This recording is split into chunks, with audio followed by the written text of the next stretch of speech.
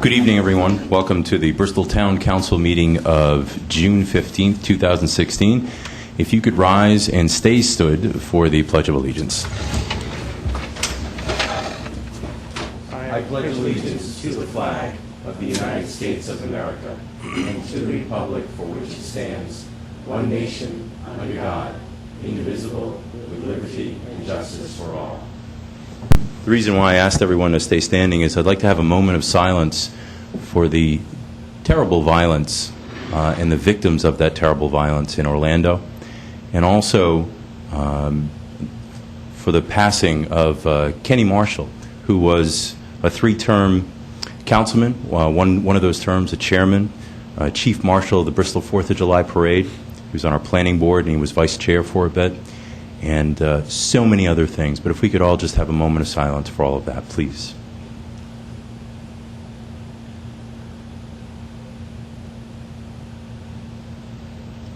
Thank you all.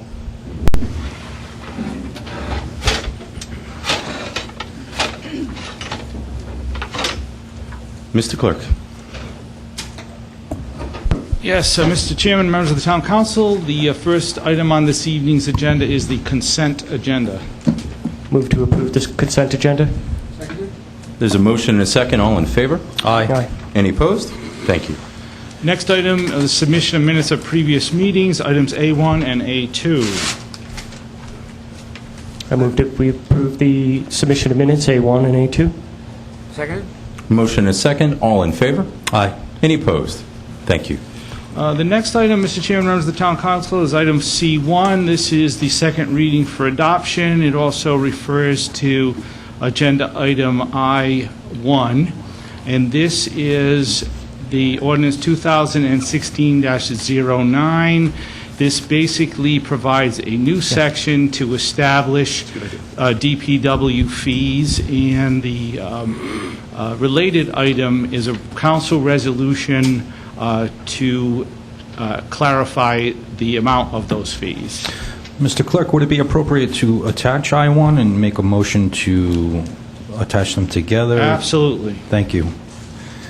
So being, Mr. Chairman, seeing that this is the second reading to adopt, I would like to combine C1 and I1 and make a motion to approve that adoption for those fees as presented with all the ordinances and codes.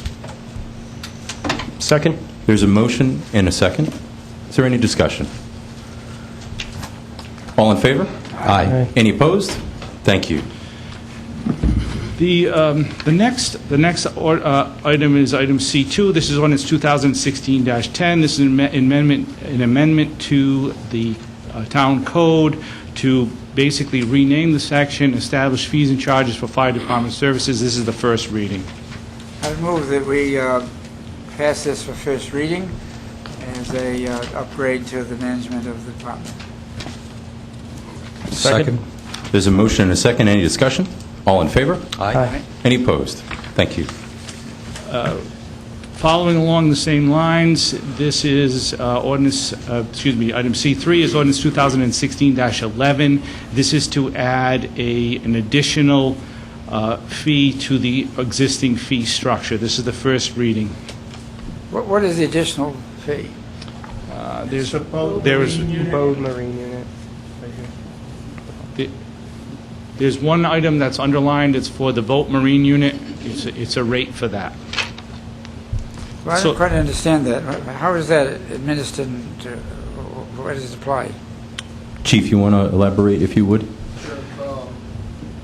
Currently, we did not have any method of providing or billing for marine response, which now with the mutual aid pacts and the agreements that we have throughout the state, we're going as far as East Greenwich to assist in response. So that puts quite a bit more mileage, so to speak, on the vessel, the wear and tear, whether it's a hazardous material response, not really applicable to a life safety issue.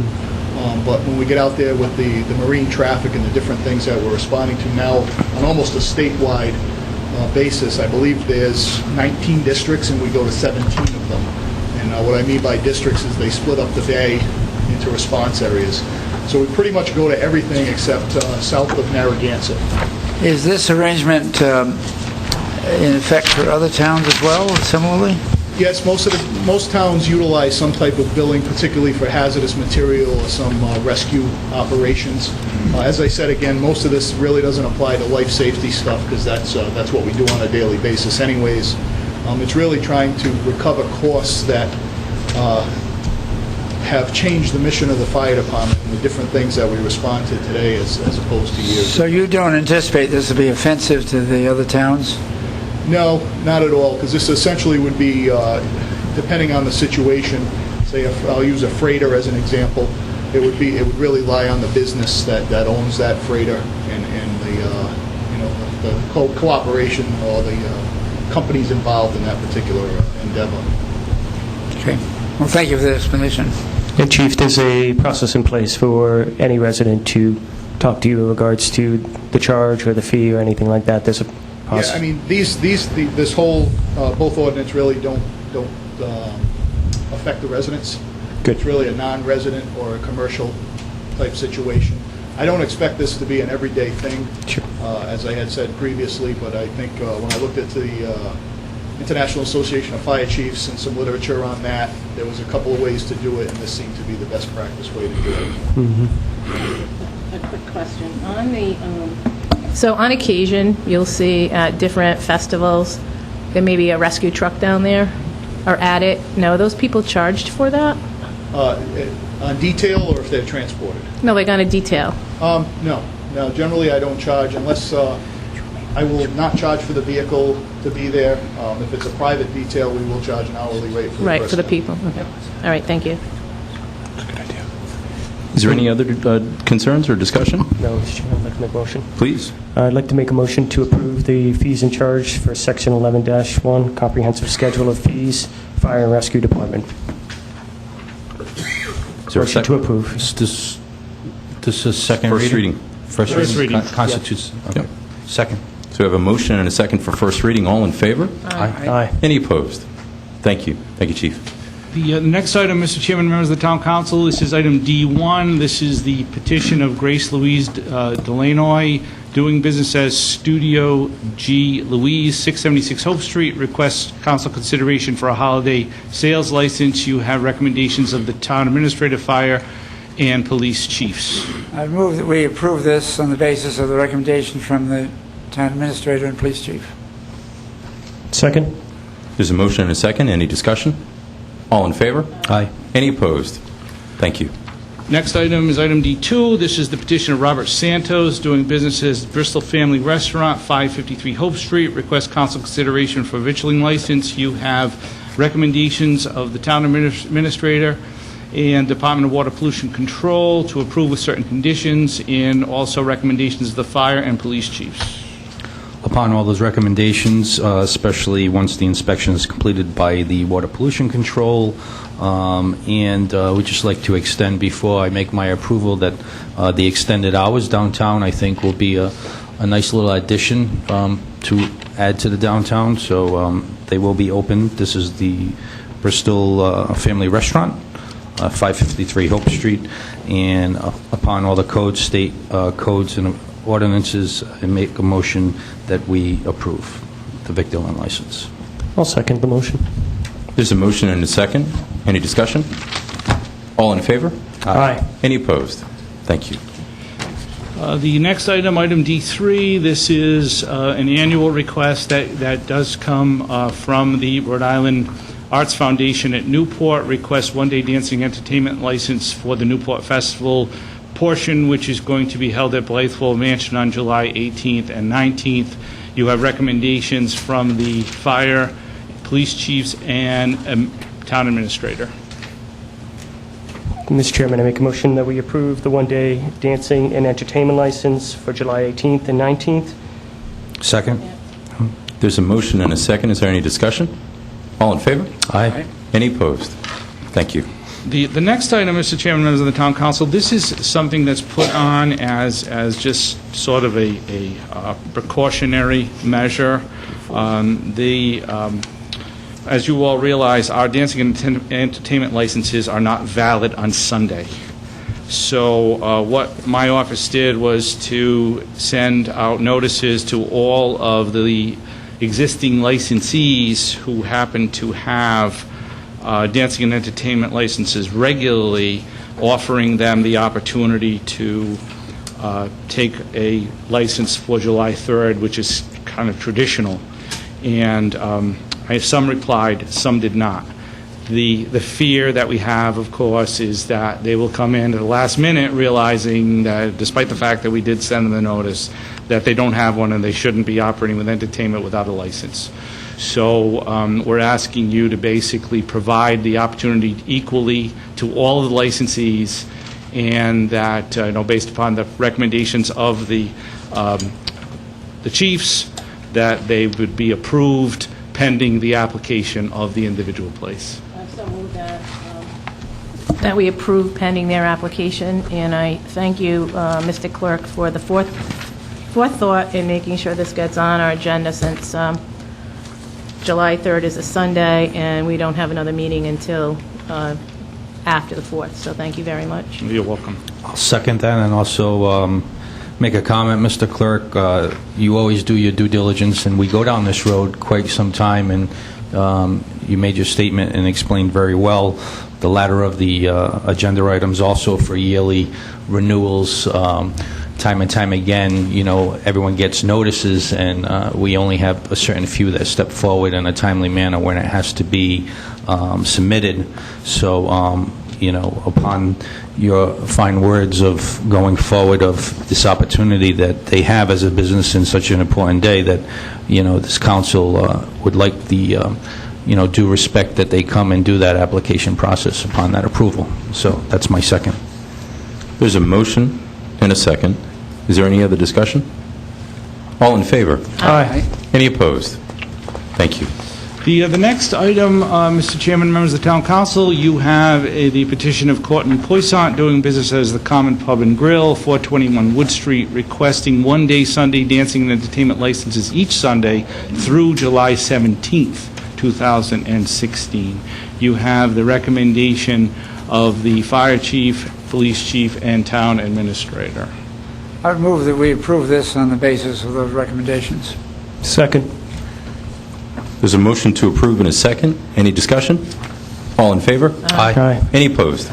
Thank you.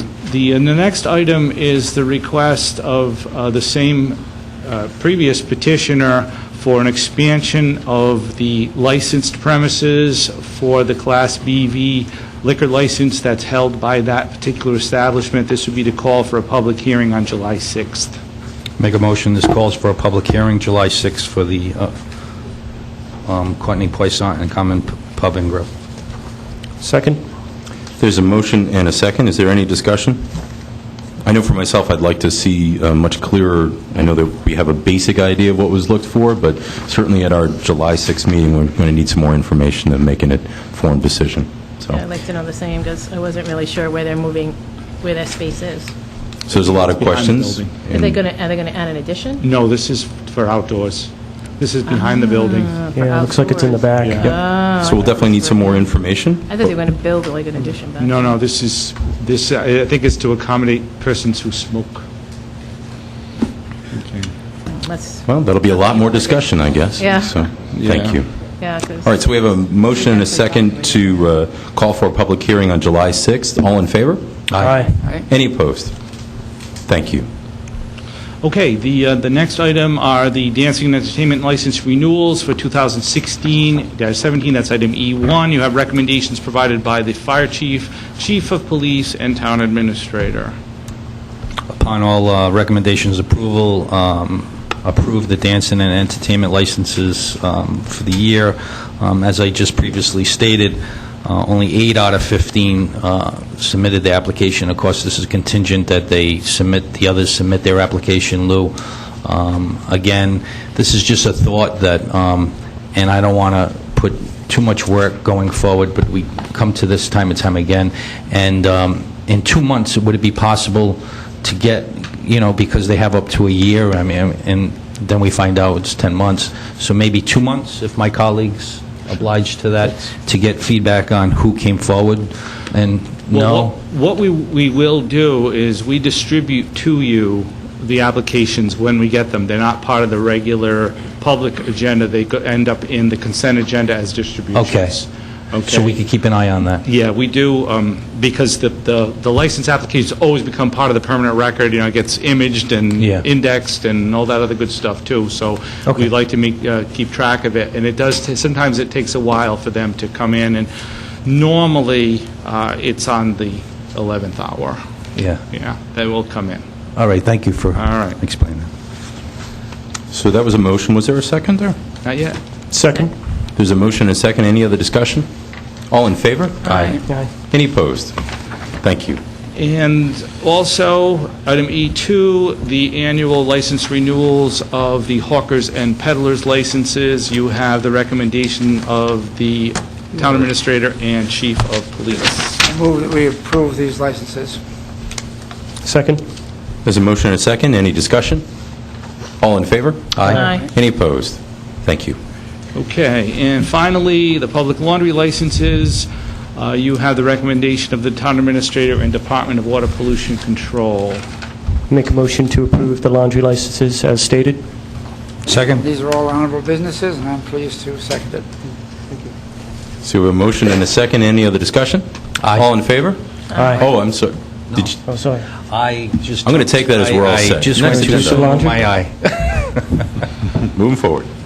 That is unanimous, right? That was unanimous. Okay, terrific. Aye. All right. The next item is item F1. This is the second reading for adoption, request for an accessible parking space by John J. Pascal III, 628 Wood Street. We do the cleaners yet? Yes. Oh, we did? Yep. Okay, sorry. The laundries, yes. Oh, the laundries, yeah. Make a motion upon all the approvals that we adopt the second reading for the request of the accessible parking space as the residence that is stated. Second? So we have a motion to approve and a second. Any discussion? All in favor? Aye. Any opposed? Thank you. The next item is the petition of Madeline Grimo on behalf of the Our Lady of Mount Carmel Church Feast Committee, request for permission to sell beer and wine at the annual parish feast. I move approval of this event, which has been a great tradition in Bristol. Second?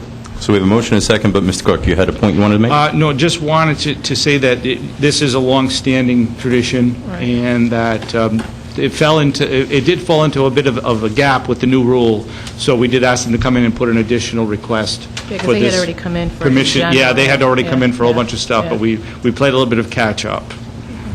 I just want I to... think it's very good, Lou, to keep them connected in that way. And I think going forward, the clerk and I talked, like he stated, this is a learning curve for all of us that we've been ongoing with the discussion, and set forth that the police are well aware of the diagram and the stated places that are attached to the new program, as the clerk mentioned. Thank you. So we have a motion and a second. All in favor? Aye. Any opposed? Thank you. Thanks very much. The next item is item F3. This is the petition of Jane Lavender, who's the chairman of the Bristol Art Museum, requesting to hold their annual art al fresco show on the fences of Linden Place and the Bradford Diamond Norris House on July 31st, with also approval for a rain date of August 7th. You have recommendations provided by the town administrator and chief of police. Move that Sounds like another great grant the event there. request. Move approval? So I heard a motion from Mary and a second from Halsey. Is there any other discussion? Whichever way you go. No. All in favor? Aye. Aye. Any opposed? Thank you. And then we have a petition of Stephen Brigidi, who is the manager partner of SJS Associates, 446 Thames Street. He has a petition regarding the sewer use fee. I believe Mr. Brigidi is present. I wonder if this wouldn't open an unfortunate bag where lots of people would come into the same change. I think we need to be careful about it, to look at it not only on its merits, but on whether or not it makes a example for future other places. I think, Halsey, we've all actually did some research on this and kind of came to the same general area, but certainly Stephen's here to share some information, and we can talk about it a little bit more. Mr. Chairman, members of the council, I first want to say, in all my years here, I've never been up this early on a council meeting 20 past 7. This is a record for me. I compliment you on the swiftness. Steve, you have an opportunity to keep this moving right along, too. So. Stephen only said it was a record for him, not for us. Let's keep that record. For many years, I've been paying the full tax bill, which also includes the sewer fees. Obviously, they've changed over the years. Now you're seeing, as I included my most recent bill from last year, $4,500 roughly that's assessed to me. And then it becomes my responsibility to go to the tenants to collect. I haven't had any real problems, but it's more than an inconvenience. It's a real burden. Just prior to last year, which started me in this momentum of asking you for a change, the breakdown used to be per unit, how many units per tenant unit. And in many cases, it was pretty simplified. The number 10, for example, would have been 0.5 for myself with the little photo studio. The ice cream place would have been 1 unit, for example.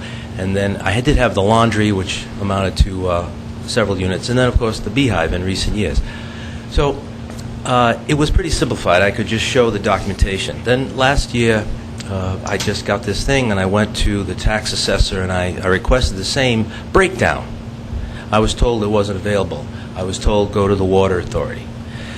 I addressed it with the Water Authority. They did get back to me after a few days, and a gentleman, I forget which gentleman it was, did say specifically to my larger user of the sewer discharge that it was X amount, and then I document that, and I approach the tenant. And I'm reimbursed, and I, of course, pay that along with my fees. But it's an inconvenience, and it's one thing that I'm asking for your assistance in. I know you're very mindful of assisting businesses. I've been investing there a fair amount of money over the years, a lot of sweat equity, and I've improved that corner, and I will continue to do that very diligently. I'm asking that you consider my request, and that I'm speaking for myself, and I understand where you might say, well, if we do this for you, we have to do it for everybody. But the fact of the matter is, let them come forward. I'm coming forward now, specific to this, and say, please alleviate me of this additional burden so I can really take care of the building and be mindful of that and not have to chase after fees that are not mine. And you understand this is partly mine, but not mine. I think that what could easily be done as a suggestion, and I'm asking for myself, and you could do it as an overall practice, the tax bills that go for the property tax to each business, that you could assess the sewer fee on that bill and accompany it there. Why put it on the property owner? It becomes a burden, and in my case, because there's a lot of water that is discharged, it becomes a substantial number. And again, it's just one additional thing that I have to do. I have to come to the tax assessor, then I have to go to the Water Authority for the actual numbers and counts, and then I have to go to my tenant, and there's a little delay here, a little delay there. Well, I'm current with my taxes, I'm proud to say that, but most of us are, and that's not really the issue, nor is the issue of the sewer fee itself. Just it's not a fee that I've incurred. It's not a fee that I've used myself. They just happen to be a tenant in my building. I'm asking that you change the practice relative to my request and put that sewer use fee on the specific tenant, whether it's just the beehive or you do it for my building for all 4 tenants that are there, myself included 5, so be it, however you decide. And I don't think this is going to open up a can of worms. I think that it's a reasonable request. It will assist me as a business person to do what I need to do and not have this distraction of having to chase down, money that I personally am not responsible for, though I am, and I recognize that to the town. And I'll make good. But it'll help me just to not have to have this fee appear on my tax bill, $4,000, $5,000, whatever it is. Well, Mr. Chairman, I'd like to just put a little perspective on this and then ask you a couple of questions, if I may. For instance, I have a number of apartment buildings. In those cases, I, as the owner of the building, pay the sewer use fee. However, that's different than your case, because in every one of those instances that I'm involved with, there's no water consumption that jumps them above Right. just the basic fee, so that's easy. So the question is, you definitely have a serious problem, but do we have any idea how many other places in Bristol that have a similar situation to yours? It could be considerable, and as I said, I'm here representing myself. I'm not representing any group. I would imagine that any restaurant where they're renting and there's a property owner involved that's different party, they would face it, and they may deal with it in a different way altogether. But the number fluctuates. It really doesn't go down, though. It's just been going up and up to the point where it's just not money I want to have to chase Well, I would after. suggest, I think we ought to try to respond to your problem, but I would suggest that the prudent thing would be to ask Mr. De Silva to investigate the numbers on this and to produce a recommendation to the council on the matter at a future meeting. I don't know if it involves Jose. I mean, I've talked to Jose about drainage, and these guys have been unbelievably helpful and receptive. This is an issue just on the fees themselves. So I don't think Jose can speak for himself, but I don't think it would involve him per se, Halsey. Well, I just think he'd have a way to measure it, perhaps. But anyway, I think we ought to investigate the matter. It's the water authority that does the calculation, Jose? Damn it.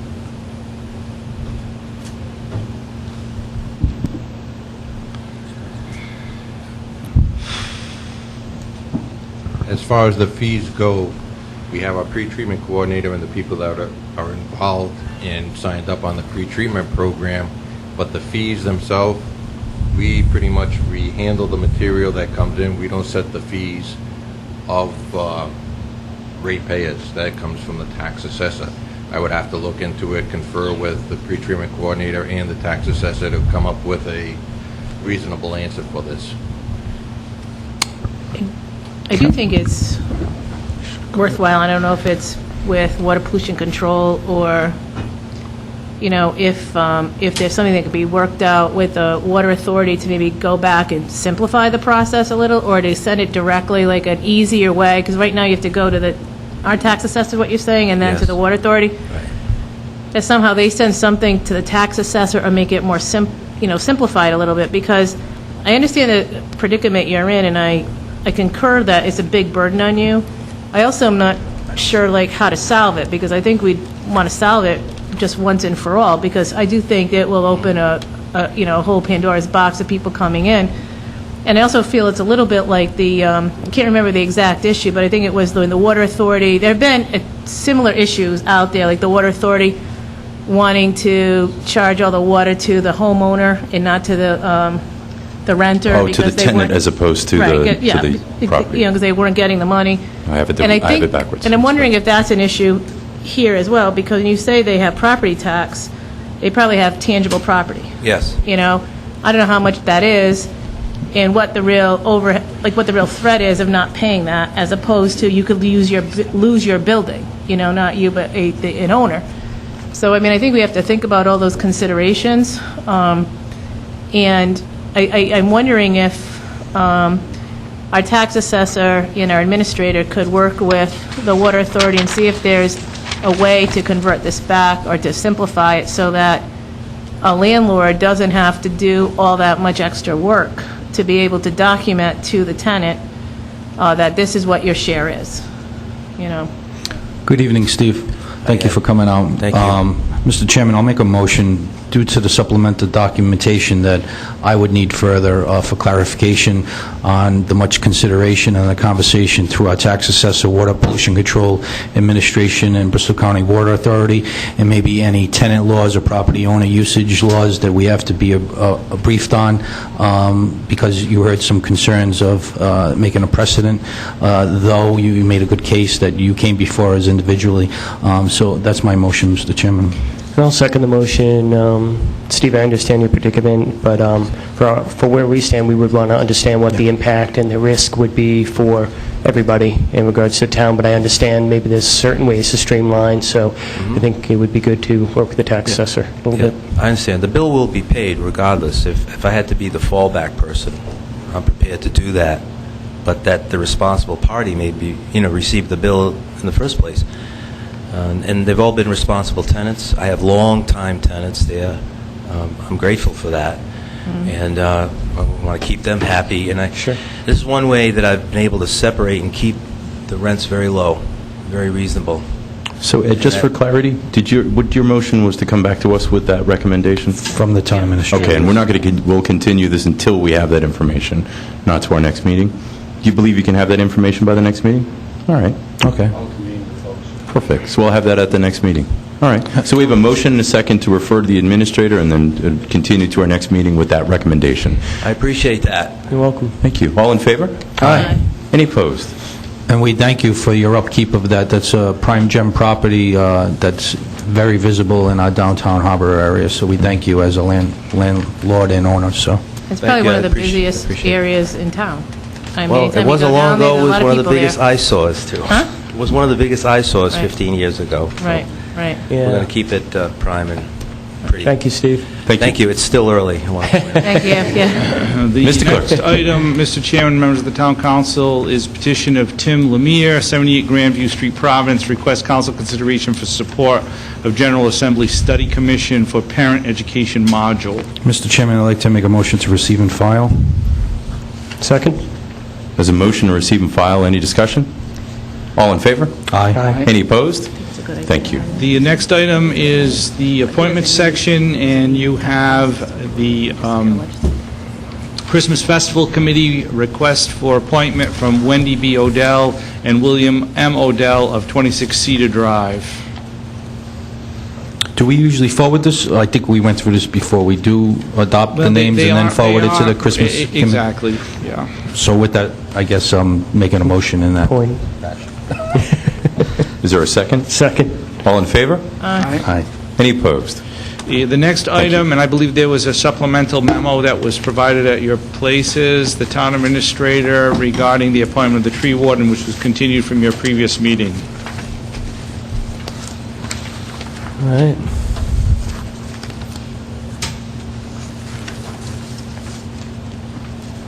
So the supplemental item said, "No responses were received from the recent advertisement of the tree warden position as requested. Therefore, I recommend the appointment of," how do you say, Saraceno? Am I saying it correctly? Correct. So I recommend the appointment of Stephen Saraceno. If you all recall, we interviewed Stephen, and there was some question about, let me back up. We advertised again because it was prior to that advertising a non-paid position, and we have, this council and administrative considered a small stipend, I think is the best way to put that. Could you elaborate just a little bit on the small stipend so we're all clear on that? Yes. The stipend that's being proposed is $10,000 max for the year, which at the Not a rate of stipend 40... anymore, is it? Okay, at the... It went big all of a sudden, so. I'm At glad- the rate of $40 an hour, it gives us 250 hours of labor, which equates to 4.8 hours per week. Are you persuaded that his experience is suitable to fulfill the position with distinction? Yes, I do. He actually brings quite a bit. He currently works for the state as a full-time position, and he intends to do this on the side, as he also does with Jamestown. I've checked. He has been performing the responsibilities of tree warden with Jamestown for the last 3 years. I called the town manager there, and he spoke very highly of him. He certainly has brought quite a bit to the plate and enhanced the position. Do we know whether his inclination is towards either saving or chopping? His inclination towards saving. That's actually his position with the state as well as an arborist. Good. Well, I think that's important. Correct.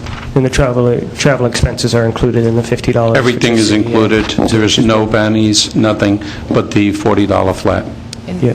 And the process is he it would go through you first, you authorize? Correct. Great. We still would follow the same process. The requests come in, we pass them on to the tree warden to visit the site and assess the trees. Then it comes back, and I take a look at it, and depending what priority it is, if it's a priority 1, 2, or 3, then we move forward if necessary. And you would bring some of those to the council, wouldn't you, if it was very large scale?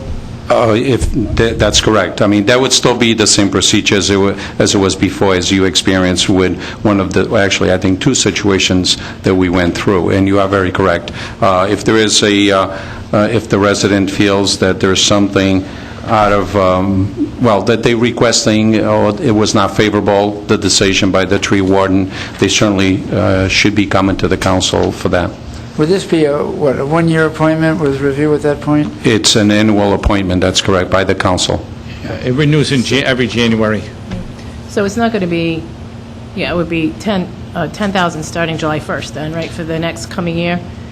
But it would be an hourly rate, so it's not like we need to spend, I understand. Okay. But I think it's important to note, and I think I think where this was going was after we interviewed the gentleman, and the idea that there was going to be dollars attached instead of a volunteer position, I believe you re-advertised it to make Correct. sure that if there was anybody locally We did. that wanted to do it, because now there was, some stipend attached, and you advertised it and no one's come forward. So that's why it's back here with us, just so the public understands that we didn't just make that determination. So true, that's correct. It was advertised for 2 weeks in the local newspaper as well, in the Bristol Phoenix, as well as on a website. So, in the agreement, because I don't see the maximum amount to his agreement, if he goes over, he knows he still has to work. So if he goes through $10,000 by September, and we need him, well, not September, I'm sorry, we go July to July. So by February, he knows the spring, he's working for nothing. Is that correct? Well, it'll be understood. I looked at the position and assessed the situation, looked at the requests that we've had, and for about 4 months, we really don't have too many requests. That goes from November, December, January, and February, those 4 months really. So when we spread out the time, I don't see a reason to go over that amount or even the amount of time. I've visited some of the locations myself in the past, and you're looking at about 15 minutes to assess a tree. You take pictures as necessary. You're looking, I was looking through the requests, you get maybe max 10 requests a week, so it's very doable. Is this comparable to other towns, this type of stipend or salary for other tree management throughout the state? Right now, his salary actually with Jamestown is $50 an hour. Okay, thank you. The solicitor wanted to add something. Go ahead, Mike. I just wanted to let you know that, like at 5:30 this evening, that contract got updated. It specifically states not to exceed $10,000 for the year, and also it talks about an average of 20 hours, no more than 20 hours a week, so that the administrator can monitor where this is going, and there can be no overtime, so to speak, without the administrator approving it. Well, it couldn't be right, hours. or said another way, max is 10,000 It regardless. maxes out at 10,000. So it's a non-issue. The only thing I could foresee is if there was some really serious storm in the winter, and there's questions about whether trees needed to come down, like branches were branches were having problems. But I mean, that would be something that could just come to us and explain it, Correct. It would just come back to the council, although if it was in the wintertime and there is emergencies where we just called the company in to remove the branches automatically. It's not even a need of an assessment, it's just, let's get it done. However, once you go into the spring, then you may need to visit those trees and say, okay, were they damaged in the process or not, and do they need to be removed altogether? We should feel very fortunate for many, many years in the town, because we had a tree warden, and like your concerns, our town has always gone forward and addressed the needs of the trees, and there was no stipend, and they weren't paid. So this is, now there will be a stipend. I think our concerns was, how much is coming out of the budget. And I think you said that you'll give us a quarterly report or a monthly report on those stipends attached to his workload, or not so much like the expenditure report, but if this council can see along with you on how we're just monitoring his position. I could do it monthly or quarterly, either way. quarterly would be- Probably quarterly would be Yeah. best, so it would be a little more conclusive. Okay, I think the thank you. question about, that you asked about, how many, is this in line with what other towns do? I think there would be, I would venture to say, or guess, that there would be fewer towns that would have somebody doing it as a volunteer. Correct. Am I right? So we've been fortunate. We have been very, So what's this correct. council's pleasure? I'm okay with it. But wasn't there a motion? I'm fine to approve. I didn't hear a motion. And if you can A just motion forward us to- the new A motion to agreement, go ahead and Michael? approve the, Mr. Saraceno? the new tree warden, Stephen Saraceno, based on the new contract that Mike was talking about. Second. So there's a motion and a second. Did you want to add something, Pat? Sure do. Thank you for recognizing me. Pat McCarthy, 4 Maple Shade Court. In the northern part of the town, there is a gypsy moth infestation going on with the town trees that are in Maple Shade Court. So is this gentleman in charge of that program for the town, or is it... If it's a tree, he's in charge. That's correct. The leaves are thinning quite rapidly. I don't know if I want to... If you can, just forward to the administrator the exact location where this tree warden can go make an assessment, and I believe that would be the proper protocol. We figure that's about 15 minutes or so, yeah? No, just kidding. It may take a little longer I'm just assessing, kidding but around. actually, the issue that's being brought up about the gypsy moth, that actually is happening throughout town. I can Yeah. tell you, when Lou and I walk around on Hope Street and High Street, by the time I get home, I better shake my head and shake my shirt, because I must have at least 3 or 4 down my back. So I would imagine this is a type of, when this happens, either in our town with other matters of infestation or the state, we have to look into a spraying mechanism when these things come in Tony season. and I have already exchanged emails. So I would say this, since we do have a motion and a second, and this gentleman, Stephen, is, we're actually quite fortunate, as Councilman Stewart's already said, our past tree wardens were very knowledgeable people, and Stephen joins that group of very knowledgeable people for trees. So we're kind of happy, well, we're actually very happy that he's going to be well, it sounds like in a moment he'll be joining us. Let's see how the vote goes. All in favor? Aye. Any opposed? Thank you. Okay, the next item, first item under old business, item H1, this was continued from May 4th, has to do with the 4th of July Committee License Plate Campaign. Do we know how many they have at this point? Yes, we do. I actually was, we had Flag Day yesterday, which was a beautiful day, and we'll talk about that later. But I did speak with someone from the 4th of July Committee, and they told me they were approximately less than 100 away. And I'm actually maybe a little bit overstating that. So they're super close. So if you're considering, there's been a lot of people, they needed 900, if my memory is correct. Yep, you're right. So they're less than 100 away, which means that if you're interested in doing it, please do it right away. And if you're not sure how to do it, if you just go on the 4th of July website.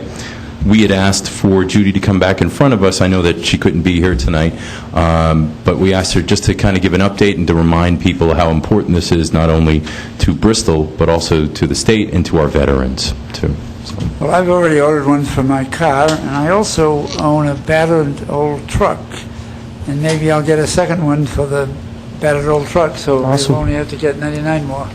Thank you, Jose. Yeah, Make a motion to I receive. think we all got them honored. Leaf blowers and plates. I mean, we're going the right way. Mr. Chairman, I make a motion to receive and file. Okay. I'll second, I guess. We have a motion and a second. All in favor? Aye. Any opposed? Thank you. The next item, continued from May 25th, is the matter of the nonprofit moorings per the petition of Nicholas Cromwell. I will recuse myself because of serving on the board of the Harris Submarine Museum. Well, We've got correspondence from the harbor master, correct? yeah. Yes. Well, I don't know if it's here, but we got the email Yes. from him about his recommendation for this. Yeah, the recommendation for the Which I $100. believe was to Mr. Minister, can you was speak to to that? continue Well, with I the can. residential rate, and for this year, while they figure it out, basically, to look if I don't have a copy of it, but if I remember correctly, it No, you're was right, to ma'am. continue with the residential rate for this season and to continue to sort of study the issue. The current residential rate, The current residential rate before the change, which is the lower rate, wasn't it? No. Current would be the current residential rate. Oh, I Okay. misread Which that. was I thought it was the old one. Oh, No, it's the current That's what he would have residential had, that's $100 what he rate. was, I believe Trying to Mr. do. Crum, is that? he's not here. Yes. Oh, he is here. Yeah. After discussing with the town administrator and their solicitor your proposal, my suggestion to the council is to pay the most recent residential rate of $100 per mooring for this year, In the future, we can work on the other options, which was suggested, meaning, I don't know. Did you speak to Greg about this? Yes, Okay. unfortunately, he's not here because he had a family event this evening. But you're right on target. It's exactly that. What he's proposing is to be the most recent residential rate to be charged for this year, and going forward, it would be charged the commercial rate unless other arrangements were made between now and then.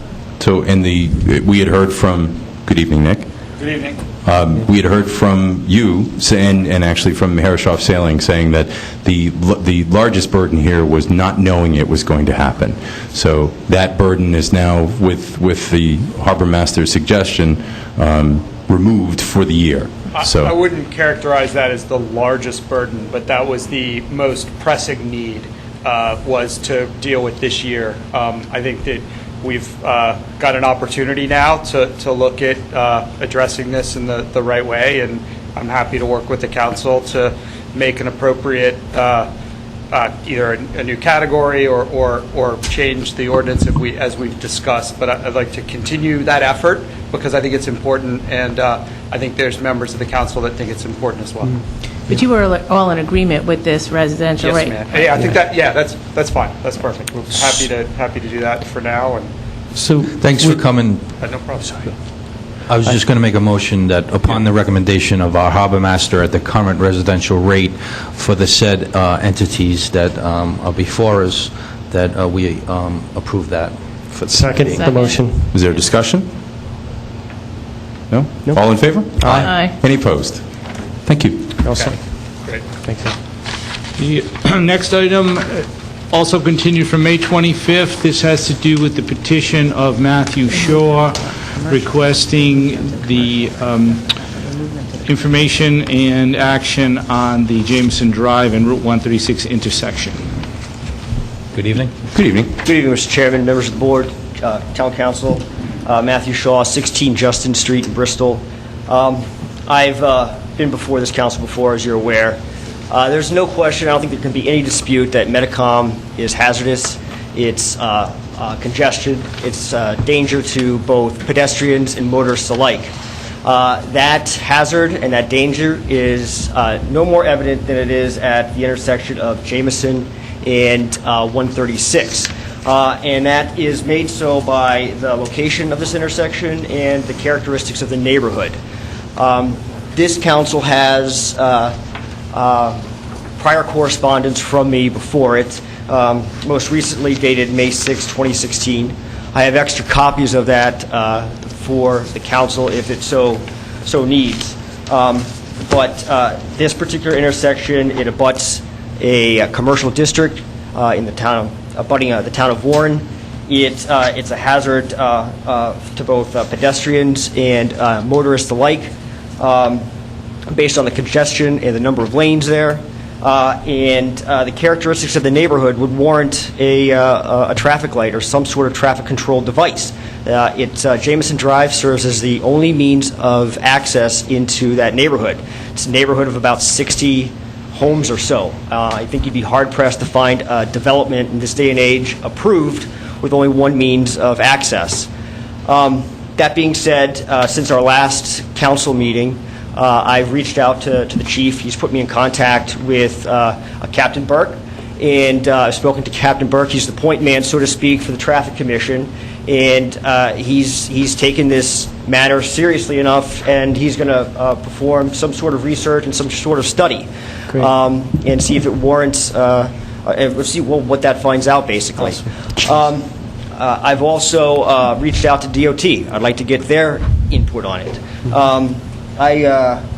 I'd like to get some neighborhood involvement. I'd like to see what my neighbors think about this intersection. I'd like to see what their concerns are, for or against, because I don't know that. I'd like to get, and I don't know that I can do this, or maybe the council can maybe seek some form of advice or opinion from the school board. There are a number of children in the neighborhood, and there are buses that go in and out of that neighborhood, and I can see it being a concern to the school bus operators. If there's a concern there, I'm not sure of it, but I think that certainly warrants some sort of investigation, some sort of advice from them, or gauge what their concern is. But I think that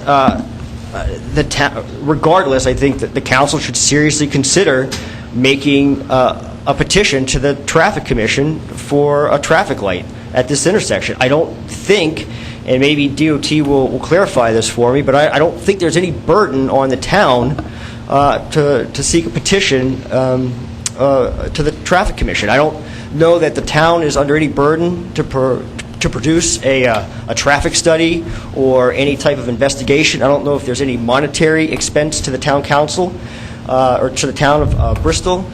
So I don't know what detriment there is to placing some sort of petition to the Traffic Commission. Certainly, I don't expect the town council or our representatives in the General Assembly to just go willy-nilly to the Traffic Commission seeking safety improvement mechanisms, pedestrian devices, or what have you, even street signs, striping, whatever. But I think that this is an intersection that warrants it. With the police department's involvement, and I think the need to get some other input into this intersection, I think it would be prudent maybe to continue this to September. Chief, we and Mr. Shaw, we got a late item that kind of spoke to some of what you've already shared. Chief, could you kind of illuminate just a little bit more? Mr. Shaw is suggesting, and I think it sounds very appropriate, that we refer this over to you and then have it come back in front of us, not necessarily September, and I certainly don't want to slow down or speed up the process, just go through the correct speed of it. But could you illuminate us a little bit more in your suggestions? Sure. As I kind of spelt out in my memo and what Captain Burke has indicated, he's been in contact with DOT, and I think he advised Mr. Shaw of that. He's contacted RIPTA. They're going to do their own little thing and get back to us. He has contacted someone from the town of Warren. He's waiting for some answers from them. There are many factors, obviously, that take place here. So I'm not going to give you a timetable either of August or September. I'd like to get it done sooner than later, but I think we need to contact all these vested interest entities, and let's get an opinion from them, a recommendation from them. As you know, it's a state road. The final say is with the state DOT. We can make all the recommendations we want. We can stand on our head. They're going to have the final say. But I'd like to have all our facts and all our ducks in order, as we normally do, before we move forward. So I would say that we continue this forward. The month of July, as you know, we're just a little tied up here. So if we could, but we will continue to have a dialogue with anyone that calls us. And I'm sure that Captain Burke will be reaching out to them in another week or so, and then continue on sometime late August. I would say that we'd probably get some recommendation back to you, and then we'll see where it takes us. I think it would be kind of premature to just go right to DOT without having all these other entities involved, because the first thing they're going to do is tell us, have you spoke to the town of Warren? Because this is, as I said to you, a counterpartner of dividing the town there. There are homes in Warren, there are homes in Bristol, so they have a vested interest.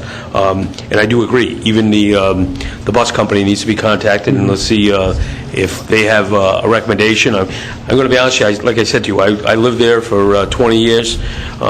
Pulling out of Jameson and taking a right, heading into Warren, southbound, you can do that very easily. Taking a left, very challenging. But there are other roads, as we know, in this community. It's just unfortunate. There's two main arteries here in this town, so most of the vehicles coming through are on one or the other. So, What is important to know is that this council, the administrator, chief of police are very aware that this was in front of us a while ago. We were not aware that it had not been addressed. It certainly is being addressed right now. You have our want, if dialogue isn't happening. I have no fear in saying that because I know that you'll have dialogue. And I know that you will be able to discuss it. And I am, personally, I would not want to have a resolution in support of a light until I know that it makes sense. Now, Certainly, I would agree with I that. would absolutely support if, after this research is done, that it makes sense, then I would support, and I'm sure my colleagues would too, a resolution to the Traffic Commission stating that, yes, this does make sense. But if they come back and say it doesn't make sense, we're not going to stop right there. We'll have dialogue about it, just like we are right now. But one thing I can promise you is that it will be addressed regardless of the outcome. We will talk about it, and it will not be put in the back as it was. I know it took a long time, but we can commit that we will move forward, and I have full faith and confidence in the chief and his department that it will. Thank you. Could I Mr. Chairman. make a quick... Mr. Chairman, with the recommendation of the Chief of Police, I'd like to continue this item to the August 24th meeting. Sounds good. And I just want to say, Mr. Shore, thank you for your due diligence, and looks like you have a wonderful process reaching out to the neighbors, bringing everybody in to come up with a collective study, and we're going to come to the best understanding and agreement of what we need to do. Thank you. I'd like to get the community's involvement. Like I said, for or against, I'd like to know how they feel about it in my own neighborhood. So if I could reach out to them and let them know that this matter is being considered on August 24, and if they want to write, show up, what have you, then I would appreciate that, whether they support me or oppose my desire to have a petition sent to the Traffic Commission. So thank you. I do think that, maybe even more importantly than having people come to our meeting in August is, no, and it's fine. I mean, I welcome people to come. everybody can come. I do think that if you haven't already gone, to get a member or one of the residents on the Warren side to go to the Warren Town Council and make the Certainly. same case that you have done there, because I think it's one thing for the police chief to reach out to Warren, but I think it's important for the residents in Warren, in that neighborhood, to go to their town council and make the same case. So, I mean, if you have limited Certainly. time, I would say, we do understand. So I'd love to have your whole neighborhood. I'm not saying that, but I think just for you to be able to get to the Warren Town Council and let them know that they're making the request, that Bristol is working on the study, and that we would want their input as well. Certainly, certainly. And I think there's probably about 20 residents, would you say, give or take, that are on the Warren side, so. Perfect. Thank you. Thank you. Your statement was you're working with Captain Burke and the chief and the police department, so you have the outline and the memorandum of all the steps that are going to be taking place in need a regards copy to of that? this? I do not have that. So I was just going to say that through the clerk, you might want to get a copy. I Okay. will. I'll contact the clerk tomorrow. You can just grab one of ours from me if you want. Or, Yeah. yeah. Yes. Mine's got writing all over it. You We'll can let you have it. come up and...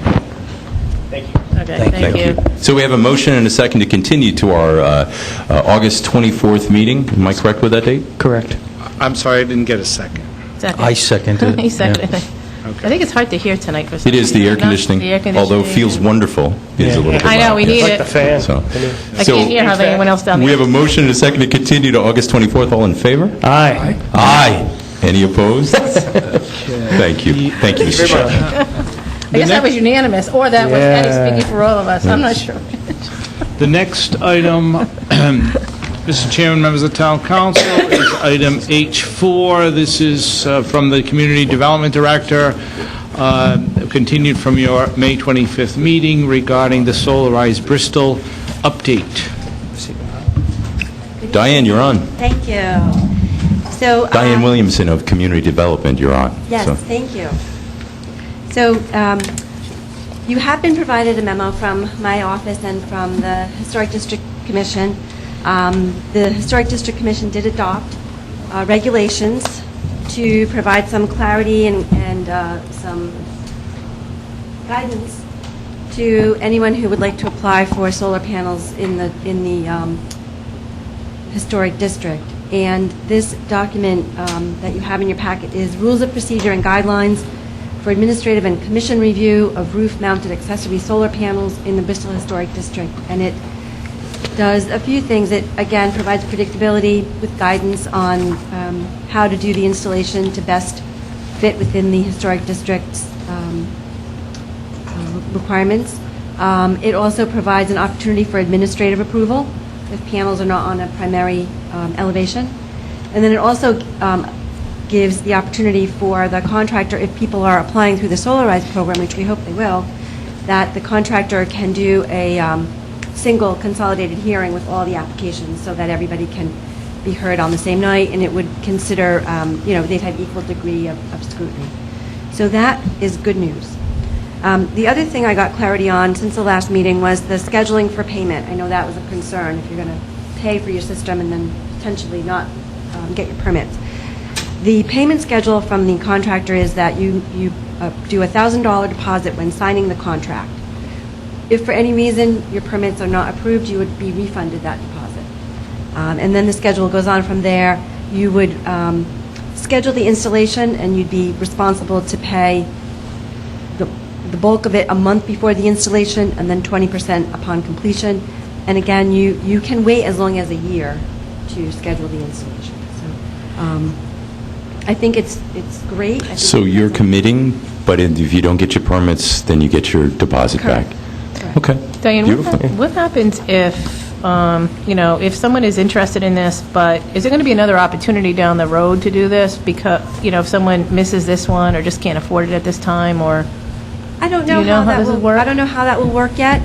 We've been doing a lot of outreach and trying to get people to sign up, within the deadline. I also want to say there's another community event, Solar 101, on June 21st at the Quinta Galen from 6:30 to 8.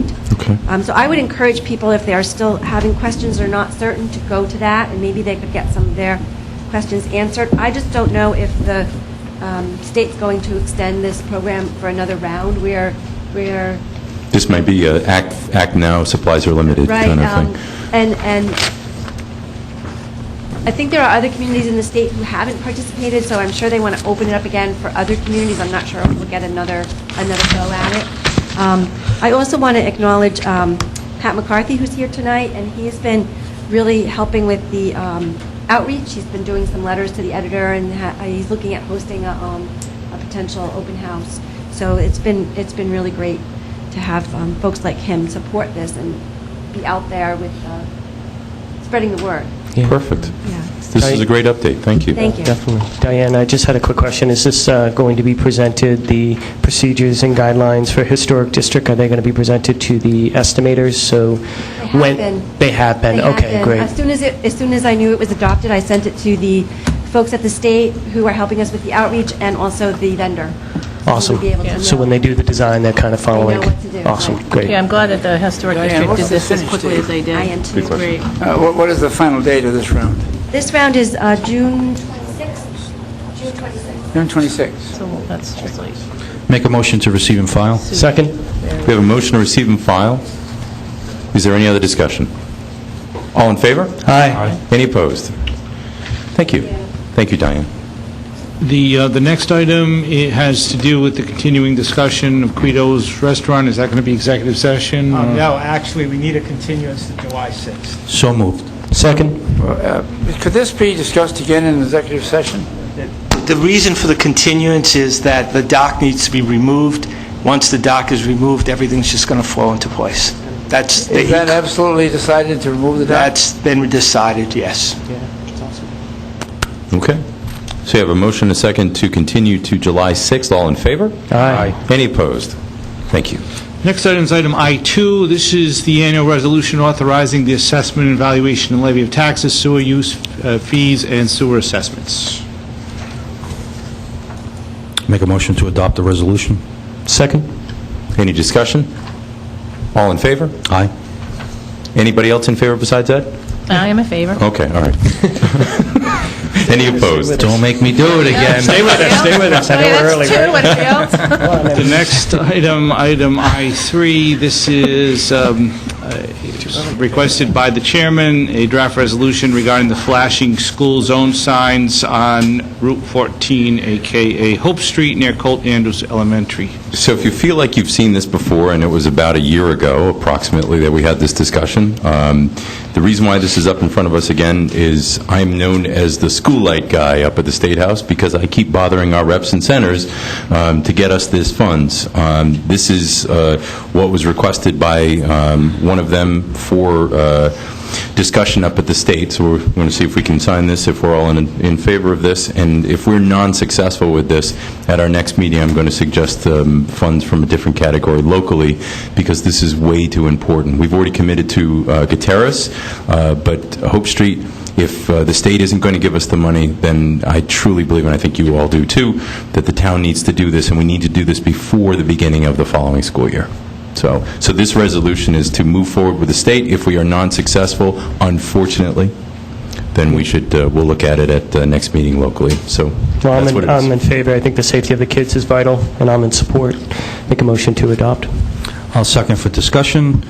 Just a comment that other than the school lights for the children, this is the downtown area, and this council has been in the forefront with the police chief about statistically the accidents that have been occurring in the past 5 years, along with crosswalks that have been brought up, especially in front of Rogers Free Library, for the pedestrian safety. So I believe these lights will act as a safety measure all around. That's my second in support. Agreed. Any other discussion? All in favor? Aye. Any opposed? Just real quickly, do we know where we stand with the status for Gutierrez? That will be included with those funds, too. So we're going to encompass Okay. this whole thing at the same time. Okay. There'll be lights everywhere in a couple of months. I'm kidding. Okay, the next thing is an executive session request, and then we have item I-5, which is also from the Community Development Director regarding the recommendation for the so-called tourism promotion budget amount of $25,000. Diane and Jessica. Thank you. We're going to do it. So you have our recommendation. First of all, I want to thank you again for participating in that facilitated workshop. It was really good. We got a lot of good feedback from the tourism groups who participated as well. And we did get the elements of the tourism vision begin to take focus. We are scheduling our first quarterly meeting. We've been in touch with a couple of the groups to get a date for that. Everybody's very supportive and optimistic that things will work well with the collaboration of all these groups with this shared, shared tourism focus. Our recommendation is to keep the funds, reserve the funds, and allocate them based on the discussions that we have with the committee going forward. We are proposing to reserve the funds, work with the tourism-related groups as a collaborative, consider funding those items based on the vision as needs arise, and we're going to work with the collaborative to explore more of what each group does, where we can leverage funding and resources, identify gaps and how we can fill those gaps. And with input from the collaborative, we will inform, programming and events and see what the potential needs are. And then with the input from the committee, the ultimate decision on the funding will be through the town, myself, Jessica, town administrator, coordinating on that. We also recommend that there be, and I think this sort of goes without saying if it's going to be from the town with the town oversight, that we will have reporting and accountability of outcomes on a quarterly basis with our quarterly staff reports that we do now. And that will inform future decisions so that we can decide going forward if we need to change anything. And that was pretty much our recommendation. I don't know if you have any questions. I do. I don't know if it's a question or a comment. I have to be honest, I was a little surprised to see the recommendation, given the relatively small amount of money that's involved and the timing, given that we're at the start of summer. And I think, I certainly have my preference of where I would see that money go. But either way, you don't want to have too long of a gap if we're going to go to any of the major, issues that have been submitted to us as ideas. I'm just concerned about it, to be honest with you, about not moving further and then making a decision and then going forward to do all the things that you're suggesting to do. I had, at the end of the meeting, and I don't know the outcome of it, but someone had said to me that, as we were walking out, that that the groups had come to a resolution for the use of the funds. They didn't tell me what that was. It was just in a conversation I was having, but I didn't ask either. And so it was sort of like, this is all good, but we had already come to a resolution before this as to what we would, we were all on board. So I'm just a little, like I said, a little surprised. I don't know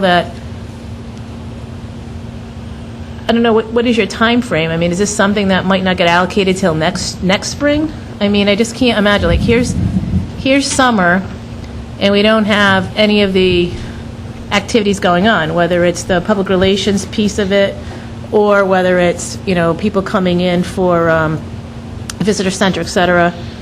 And then, so the two big seasons that we have, the summer and the fall, we don't have any of those activities because the money is sitting here waiting for more meetings. And so I can't really see much happening until maybe, I don't know how quickly this is all going to happen. You're going into July, where many people are on vacation. It's hard to convene groups of people and to get really good outcomes, personally, I think, in July. And so what was your thoughts about the timing of this? Well, it really depends on the discussions with the committee. I mean, we have put out a poll to see who can, the most people who can attend a meeting. I know it's challenging to get people together. We proposed a couple of dates, 2 before the 4th and 2 after the 4th. So do you think after that one meeting you'll be able to have an answer to this? I don't think that the intent is that we'll have an answer. I think we're going to have to see. Diane, just 1 second. I'm sorry. I apologize. I'm so sorry. I can't hear. So I'm sitting down and I'm going to be heard tonight at the end of the meeting. you're more than welcome to be heard at the... Thank you very much, sir. You got it. So go ahead, Diane. I'm sorry about the interruption. It's okay. So, again, it's something that I think we need to work with the groups on. I mean, we didn't really get to hear at the workshop a lot of the things that, like, for example, Discover Newport is doing. And I know that the BMA has programs and events.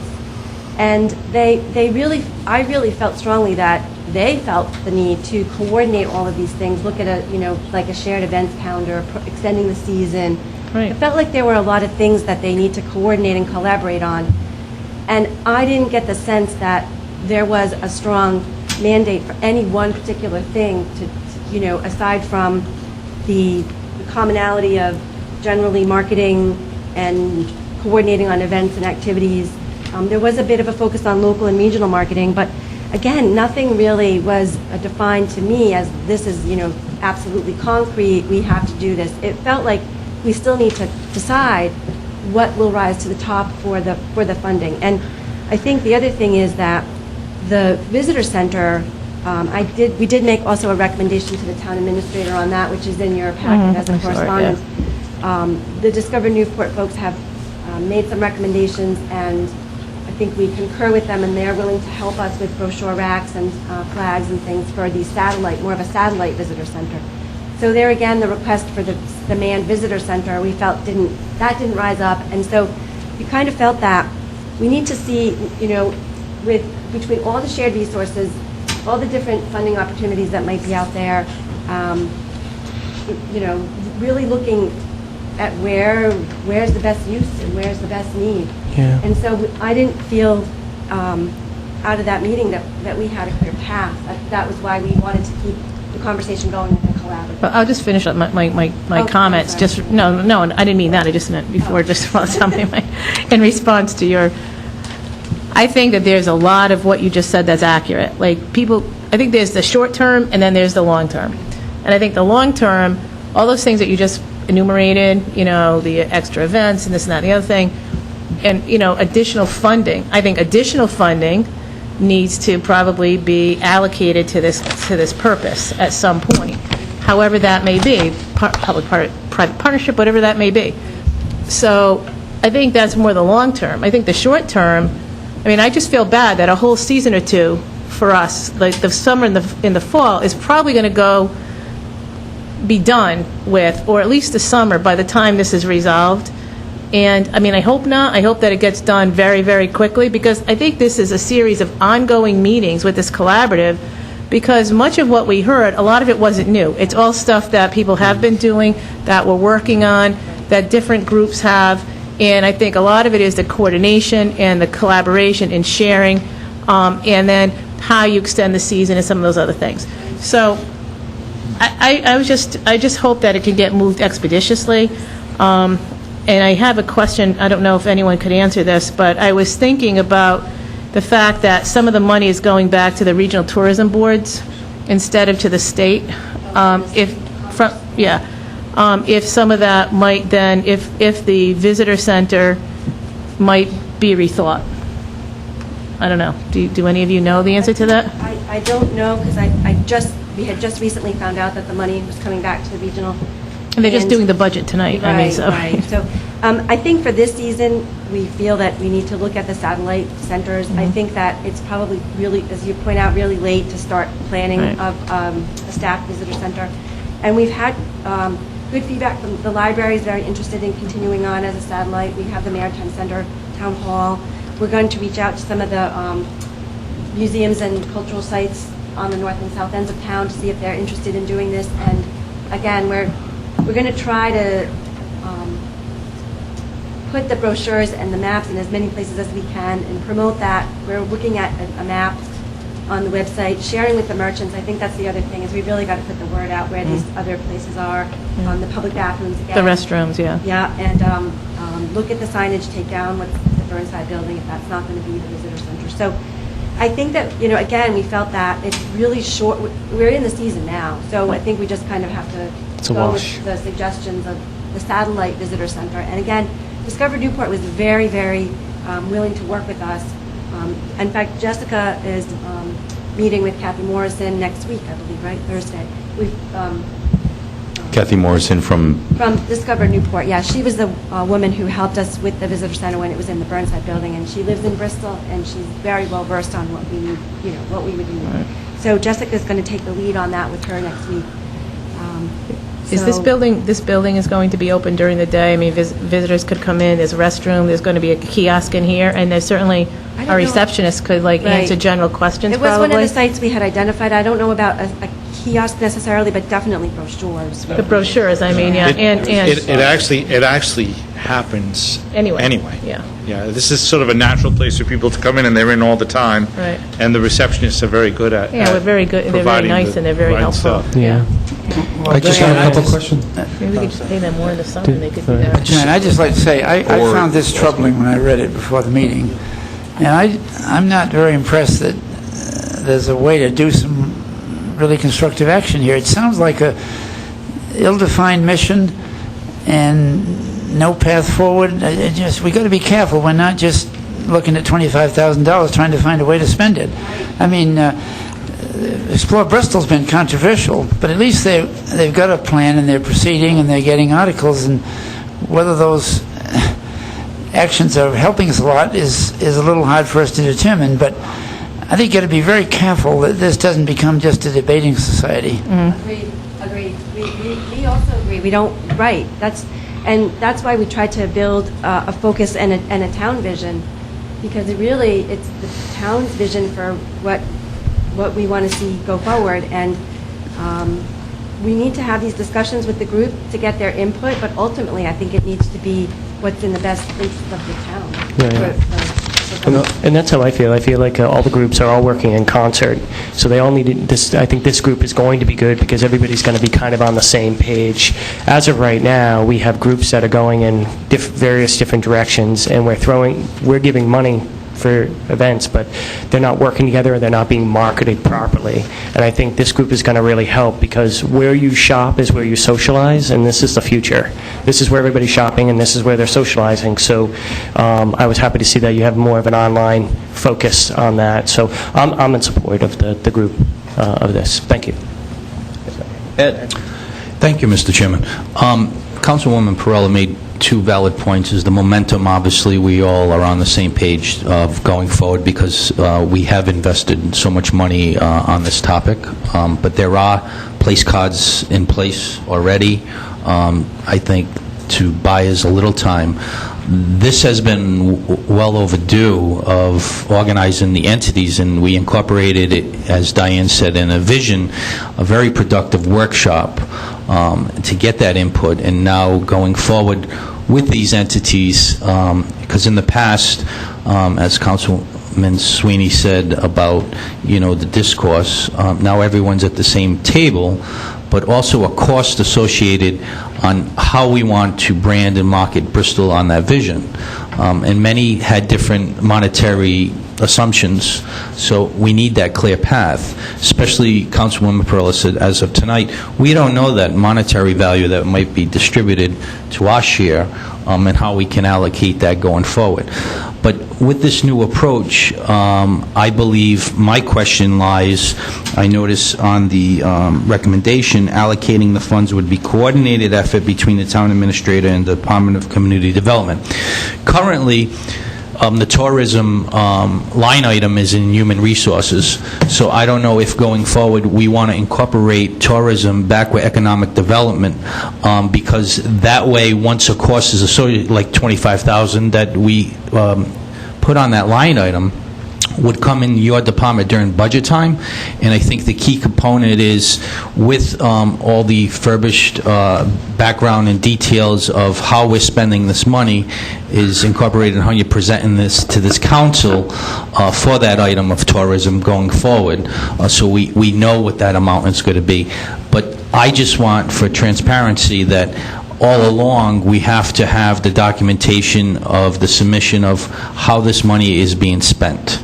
That is a key component, and we expect that with no excuses as a council going forward, I believe. I can speak on behalf of my colleagues. Yes, sir. So those were my concerns. So basically, if I get that as a clear understanding that, say, next year during budget, there will be an amount that is agreed upon to go towards tourism, and then going forward in your department with the oversight of Jessica, yourself, and the administrator to distribute those funds while we get the documentation all along to furbish them. Okay. My 2 cents, I love the vision. I think this is a wonderful idea. I think that Mary actually brought up a good point, too, which was we want to move forward on this. And I think we all agree, though, is that we all need to do it together. Yeah. And if we're all pulling a little bit and kind of going the same way, we're duplicating efforts on some of it. So we're going to avoid this. But Halsey also brought up a good point, which is this cannot be a book club, nor you were suggesting that it should be. It's an action committee. And in fact, the money cannot be used until July 1st anyway, right, because it would be our new budget year. That's true. Right? So that, it's good news. It's bad news, but it's good news. So I don't think we're behind the 8 ball, and this is a change. We've spent so much time on budget time, on other council meetings. We're doing it right now. And this should be the last time that we have this much advanced dialogue about this. Not because we're not going to talk about tourism anymore. We're just not going to talk about the process anymore. I know that I and my colleagues look forward to success on this, and we expect to be part of the process, and we expect that you ask us what we can do for you, because we're going to share with you what we're hoping to have done too. So, anybody else want to add anything? And is there a motion?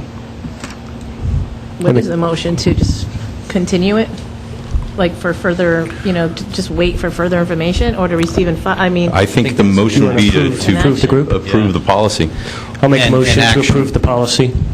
Along with action, I agree with Councilwoman Perella. I think she wanted to incorporate both of that, so it's clear. We need clarity on Well, what is the what we're policy, voting that on. they're going to be doing it and going to continue, or that we're holding it off? I mean, I don't... That the policy would be, and please correct me if you disagree with this, is that this money would be under the auspices of community development. So Jessica and Diane would sit with a group of predetermined people, which includes Explore Bristol and the BMA and whatever in potential.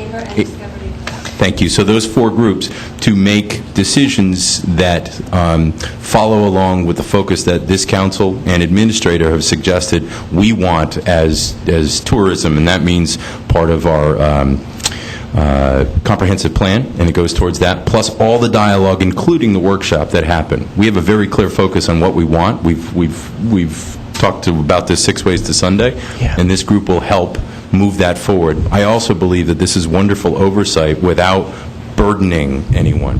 So we will not only know where the money's going, we'll also know that it was spent correctly, and we have you to thank for that, and also be responsible, too. So you lucky people. So. I'm not sure that what you just said is exactly what's written here in the last paragraph, though. I mean, I think that you would maybe want to say it the way Nathan just said it, in terms of it is the policy of the council that tourism from here on in is going to be under the direction of the Department of Community Development, blah, blah, blah, because it's implied in this last paragraph, but I'm not sure if somebody said, well, where's that written, that this sums it up that way, so. Can you sum it up just like I did? I can. Is everyone comfortable with how I shared that? Yeah, I do. And I do think it needs to be properly two written up. bullets. You bulleted out right here what the group's going to do. Right, so if I heard, the funds will be moved to the Department of Community Development budget. We will work with the collaborative, get input and feedback, and have discussions with them, but ultimately, the spending will be through our department in coordination with the town administrator. Right. So do we need anything more like at the next meeting, that be written on paper, if that's going to be a quote policy? That's all I'm asking. Why not? I mean, I don't know, like, or is just the minutes close Yeah, no, enough? I mean, I don't know. I mean, I'm asking Mike that question, I guess, or Lou. I think it's a policy. I would ask that you give me some specific wording, because I've got a lot of stuff going on here, but I think that you have the gist of how you think it should work, and I think that they're on board with that. Yes. I'm just going to need for you to feed me that. We will do that. How about if my colleagues are amenable to this, how about, if that makes sense to all of us, if we could get that in writing at the next meeting? But I think it would be most beneficial if we could kind of finalize this evening. If we're all on the same page of what we just shared and how we would like to see that happen, we'll just make sure at the next meeting you share that in writing with us. How's that? Is everybody okay with that? I'm fine with that. Great. Yep. So is that a motion to that effect? So moved. Wow, that's really cool. Second. Just having fun. Is there any other discussion? All in favor? Aye. Any opposed? Thank you. Thank you so much. Okay. The next item is from Councilman Sweeney regarding, he got a little promotion in the agenda here. What are you now? Sorry about that. It mentions him as council chairman. My mistake. Good for you. Regarding the Byfield capital improvements update. Yeah, Tony, I just wanted to understand where we stand on that building. I'm noticing we have, the soffit is coming down in a way, it's listing down, and there's 2 ACs, so I'm just concerned as a safety issue, and I know the barracks have been up for a while, so I was just wondering if you can give us sort of a timeline on when that can get fixed, and hopefully sooner than later. Yes, and I agree 100% with you, and we actually have procured estimates to find out what that would cost, and we're looking at, just to do the south side, just the gutters alone, $33,000. That does not include does not include carpentry and painting. So at this point, what I've asked Richard Pimentel to do is to draft an RFP for us to put it out ASAP. And there is actually, the other concern is also all around the gutter system in the entire building. So the RFP was to include 2 pieces. One would be what would cost for the entire building, okay, to do the gutters for the entire building, for the 4 sides, and the other one is to see how much would it cost to do not only the gutters, but the carpentry and painting that's needed to bring the building up to par on the south side. And the RFP is being drafted as we speak, and it will be advertised and to be open on July 6th. So at our next meeting? Yes. We have results. Are those air conditioners in danger of falling down? They, actually, I'm going to ask them to have them removed. Great. They were asked before. Can't we do and- that with our own town staff? Just take those air conditioners off? Well, they belong to somebody, so we're going to ask them to do it, but if they refuse to do them, or If they're a hazard, unwilling, we just move We them. should make sure that they don't remain a hazard. Right, no, and that certainly can be done. And Matt has done that in the past, and if that's what it takes, then we'll do it ourselves. Do you want to continue this to the next meeting? If you because don't of the mind. RFP? Certainly. If you don't mind. Seems appropriate, so. So we have a motion and a second to continue July 6th meeting, which we will have the results of that RFP. All in favor? Aye. Any opposed? Thank you. Okay, also from Councilman Sweeney regarding the recycling program update. All right, drum roll, please. I passed out a form in regards to all the results of the 5 months of the no bin, no barrel policy and commercial account separation for the period of January 1st to May 31st. So I just wanted to bring you up to speed to let you guys all know in regards to where we stand. It's we saw a 21.75% increase in recycled tons. So on average, we used to see 768 tons, and now it went up to 935 tons. And Tony, I think, should be an extra copy, Lou, for Tony as well. So just to keep going, a little bit of a setback. We've seen a little bit of an increase in trash tons, 2.99% increase in trash tons. So year-to-date, we're at 3,189 tons. So we need to understand what's driving that, and I think more education outreach in regards to what's recyclable, what isn't recyclable, will hopefully drive those numbers down. But on a positive note, we have seen an increase in the recycling since the ordinance has gone in place. So altogether, third bullet there, 2.8% percentage point increase in recycling rate, bringing us up to 22.67. And if we drop down, I broke out the effects of the no bin, no barrel, and the commercial count separation. So as you know, part of the ordinance, we are now separating that, the commercial trash. So if we drop down to the bullets, we have still that 21.75% increase in the recycling tons, an 8.34 decrease in the trash tons because we're separating it out into the commercial account, and so that we would see an increase in the recycling rate of 24.78% for the 5-month period. So it is proving, the ordinance is proving to be helpful.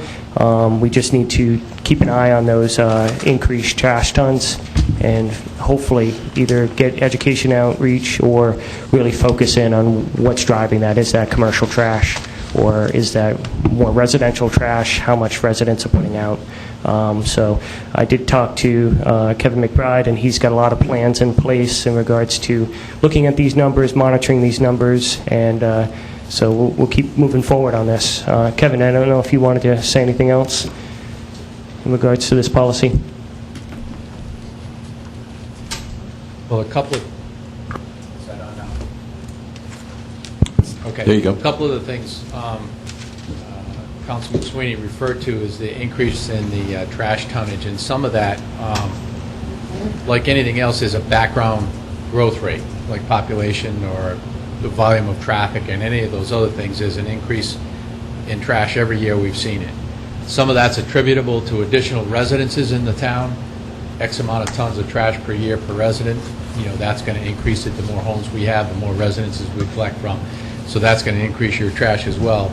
But it is important to point out that we have seen an increase in the recycling tonnage, which is what we were looking for, to help us offset the cost of solid waste disposal.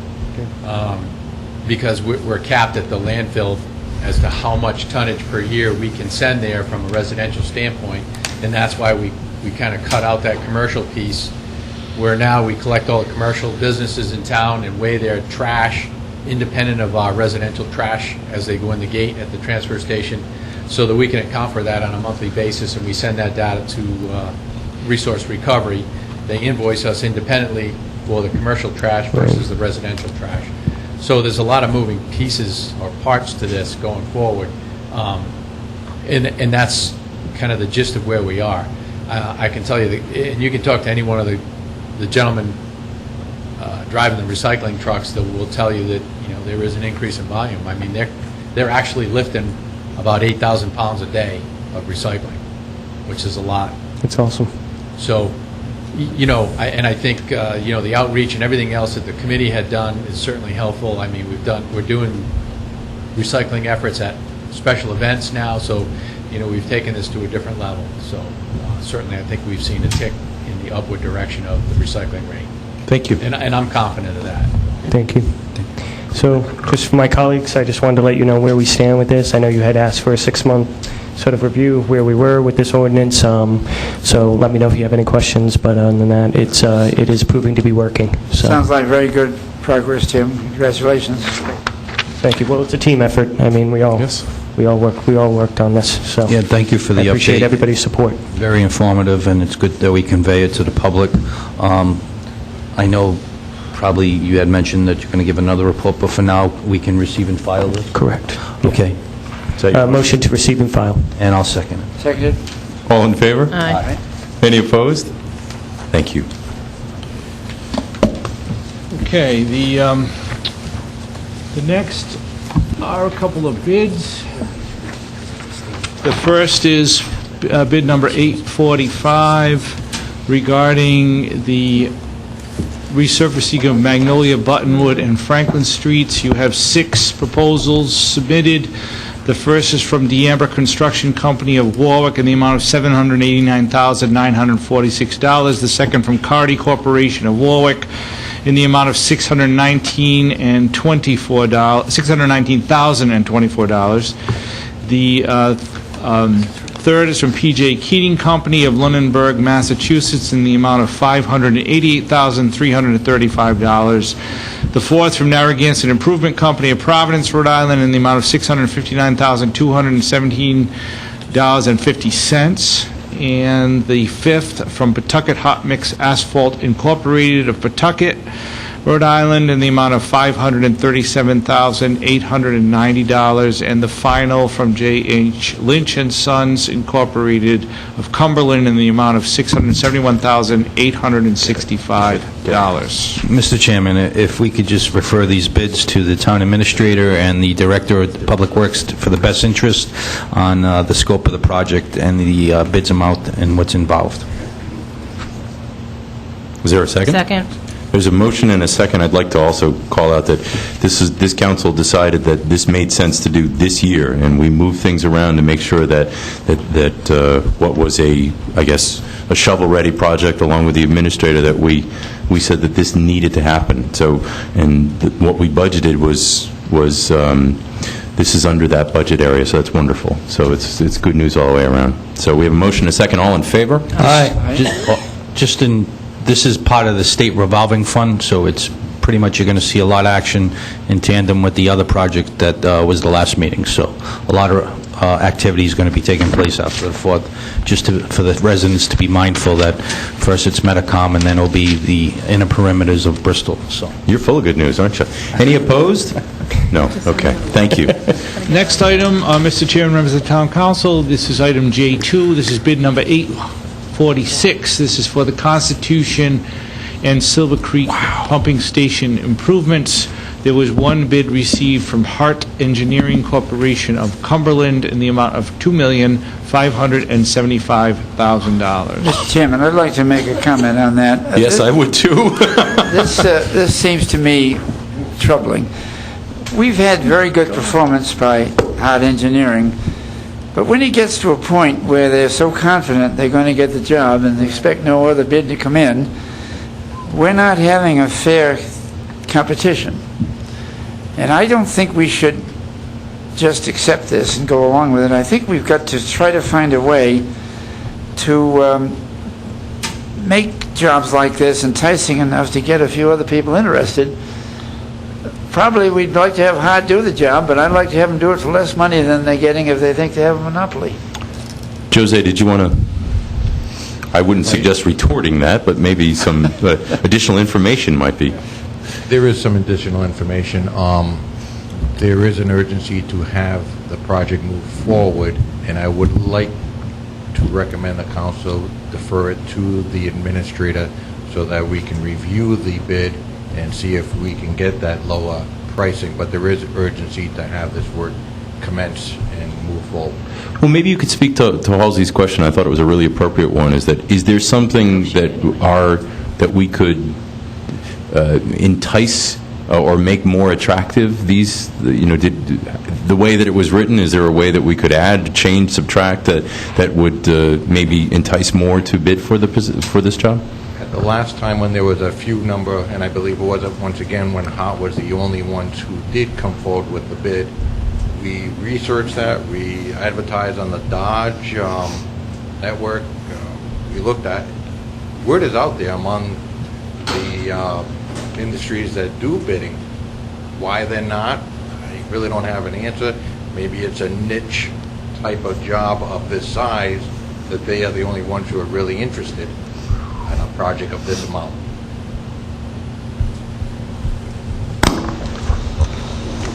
One second. My name is Chris Cronin. I'm with Beta Group. I'm the design engineer for the project. Just to elaborate a bit on what Jose said, Hart does have a bit of a niche in this size of project.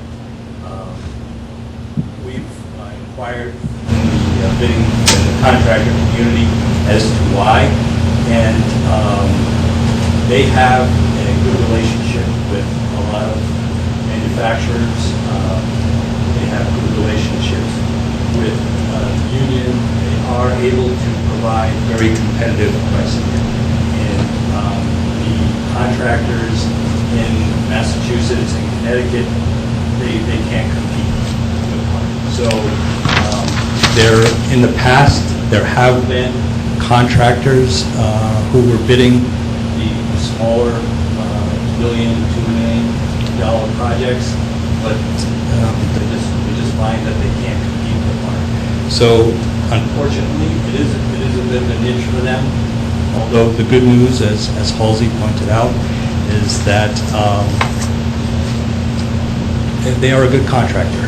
And I spoke with them on my way over here today. They have offered to open up their pricing to us and allow us to review it and evaluate it and look for opportunities to save. Can I just ask a quick question? When you say that, they have good relationships with manufacturers and so forth, is that because some of our equipment is older and we're looking for something that's not readily available? I don't understand what that has to do with it. I would think that any of the contractors would have good relationships with whomever they purchase things from.